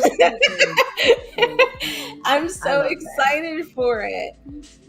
Listen, I want to tell, I know we don't really know each other, but like from this point on, you're about to be bestie. Like you're going to be in my top 5. Clearly. Yes. Yes. But I want to say, from one Black female creator and being in the industry, how proud I am of your successes, and that like I truly, truly hope that you reach all the goals that you want to reach, because I can see right now that like you're not just doing it for you, you're doing it for the culture and the community, and there's just not enough of us doing that. So I am super proud of you. Thank you so much. And I just think much. that's incredible. Yeah, no. But guys, listen, please, if you want to find out more about the cons, which she just dropped, they're happening once a month, so this is incredible. And you want to find out more about Coexist, or you just want to find out more about Letta and her music, which I'm gonna jump on in just a second, because I do want to talk about your music. That is a huge part of your life. Do not forget to check out their website. So before we wrap it up, can you tell me a little bit about your music journey? Because I know we've talked about coexisting, but I feel like music is so ingrained into Black culture that like we have to talk about that. I couldn't end the interview without you telling me a little bit more about your journey in the music world. Well, it feels like it's been so long, because I've been singing since I was a little girl. I started playing the violin, the viola, the cello when I was 5, and the alto sax when I was 9, and the piano when I was 12, and then the guitar when I was 15, and performing at UIO competitions. I was classically trained. I used to sing in opera and all of that. And so it's been a really big part of my life. And so I moved to New York and signed my first record deal. It's been years ago now, but all of the lessons I've learned, like the music I created. So when I was signed under Motown, I was actually kind of a pop rock artist. So my tours have always been international. And I'm dropping a single this year, and I'm very excited about it, because it's actually, a lot of people don't know, but like I'm Dominican. And it's funny because there's this meme where you're like hanging with your Black friends, and then they find out you're Dominican too. And so you're like, bendición, mami. And they're like, I don't even know you know? But it's funny because the song is in English and Spanish. And so it's called Patron, which means boss in Spanish. And so it's very much a tribute to women, and just like empowering boss. I don't know if we can curse on here. I was about to say empowering boss, please, but boss big. No, I know. You know what I mean? Exactly. But just everything, and it's like, it's a very powerful song lyrically, even though it's in English and Spanish, and it's something that I just want to just kind of, it's like where I'm at right now, and so I'm excited that I feel more free musically than I have, because record labels are changing, but they are just not the most supportive of your creative journey in terms of, it's just a tough game. And so every creative wants to be able to make a living off of doing what they love. but you don't want to have to deal with men who abuse their power and their positions of authority. And it is a really unfortunate part of that industry. So I sort of set out on this path to just create opportunities for people through music. And thankfully, gaming allows me to do that too. So I created our Coexist Music Monday program. It's kind of interesting how I literally redirected everything I love into gaming, because gaming is, like, development particularly, is as creative as it is technical. So I get to be an engineer, I get to be a recording artist, I get to be a competitive gamer, I get to be a chef, I get to be a som, I get to be all the things that I am, unapologetically, authentically, and I get to show other people that they can too. And that's my life's work. It's the most fulfilling thing to me in the world. I'm really grateful. That's what's up. Oh my God. You are just a jewel. I'm so serious. I wish I could talk to you for like ever, but I know we we're gonna have to talk offline. Yeah, we're gonna have to talk offline, because I want to help however I can, because I'm all about representation and inclusion. Letta J, thank you so much for coming on today and sharing a part of your journey. Guys, do not miss out. Go check her out. If you don't understand how dope she is just from the 20 minutes you got to listen to her, I don't know what to tell you. But yeah, thank you so much for coming on, and don't be a stranger. Yeah, I won't. We Don't out be a here. I'm gonna stranger. see you at GDC. We vibing. I love it. We coexisting. You know the energy. Yes. You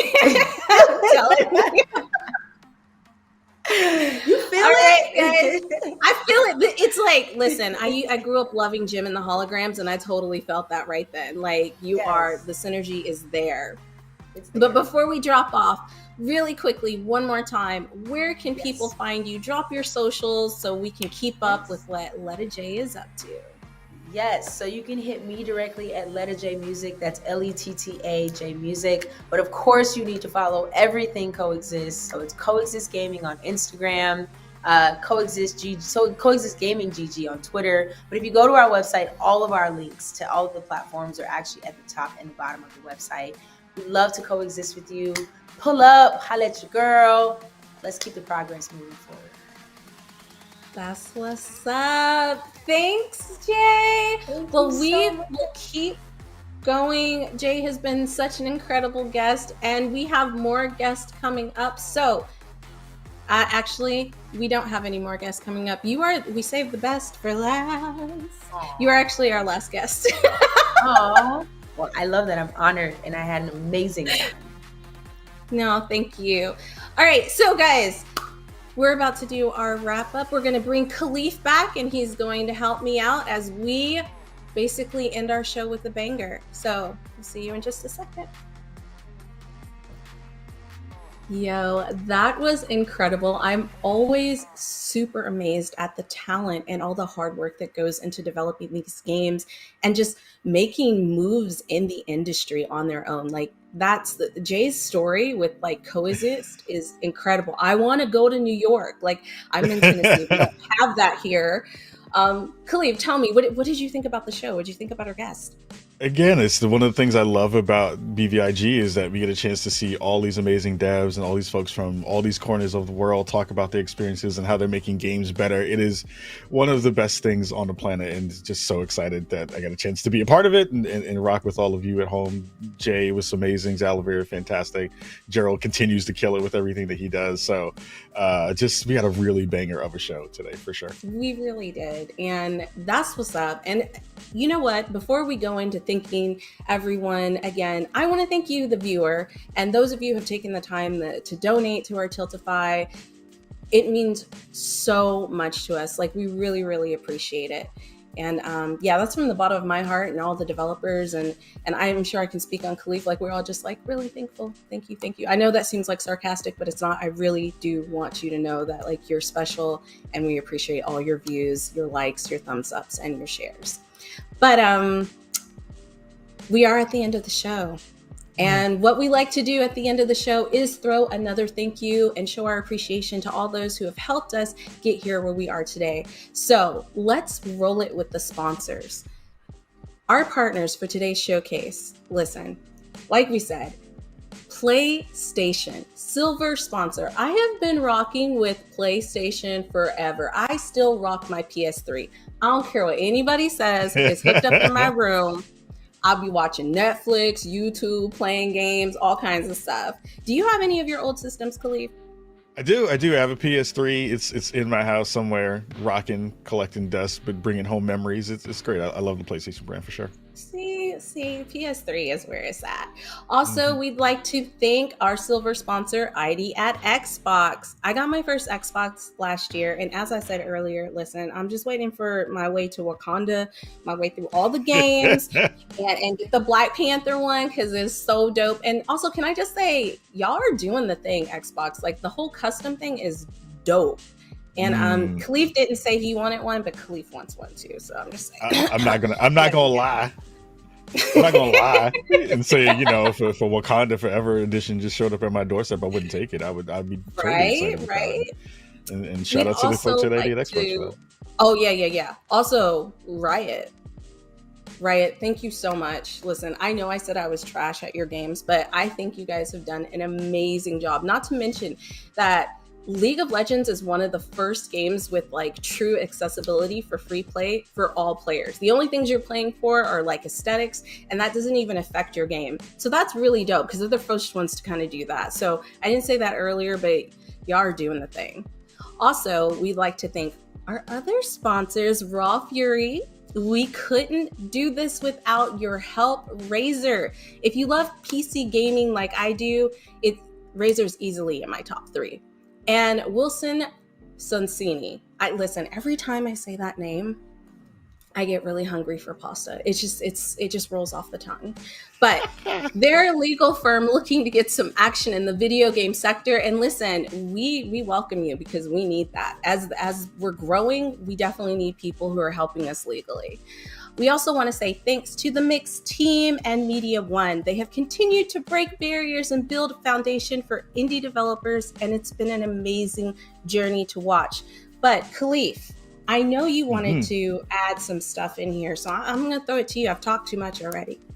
I mean, we got to give some love as well to our broadcasting partners because they help us bring this show to all of you at home. So we have to give love to our folks from Twitch Gaming, IGN, Steam, GameSpot, and Game Jolt. It is fantastic to be able to do this work alongside all of them. If you are watching the show right now, please go check out our Steam event page as well. Don't forget to check that out at the Mix event page on Steam, where you can go and learn more about the BVIG titles. You can buy some of those available games, or you can add them to your wish list as well.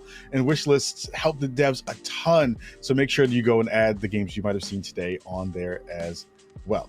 And before we go, we got to talk about all the wonderful folks who are donating and giving us some love on the merch and social sides. One of the amazing things that we get to do here at Black Voices in Gaming is that, we go from a showcase to a nonprofit. It's been great to kind of build this out and get bigger and be able to do that work, which is helping so many developers reach their dreams and creating and releasing their own games. So if you want to help and support some of the devs that you've seen and some of the games you've seen today, please go check out our other showcases and be sure to go over there and go check out the BVIG Gaming Tiltify page as well. So make sure you're donating on that side of the fence too.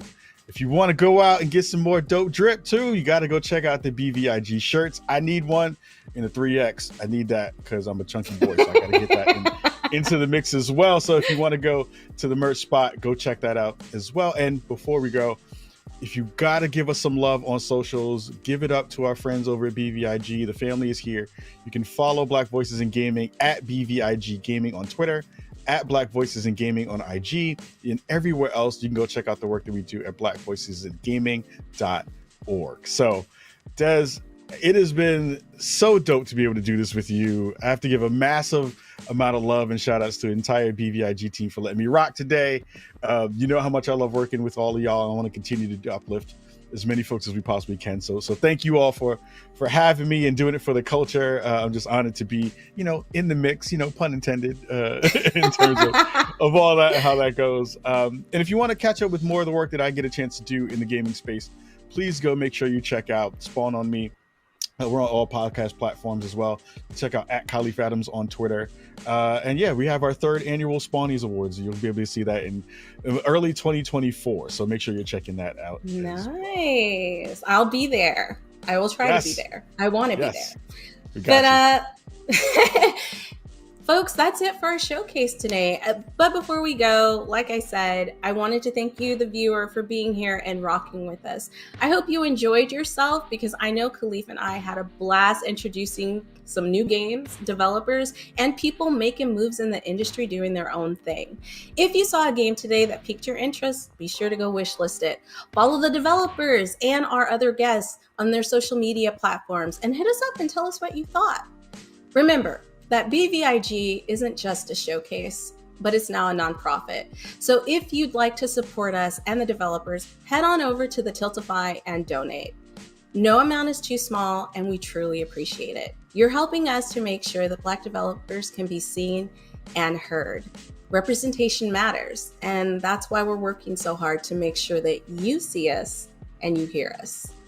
As always, it's been a pleasure. My name is Destiny, and you can find me at DMBC32 over at Twitter, or check me out over at Double XP, which is a podcast at Level 1 Gaming, where I'll be chilling with the family. Thanks so much for joining us today. Happy gaming, and we'll catch you next time. Bye.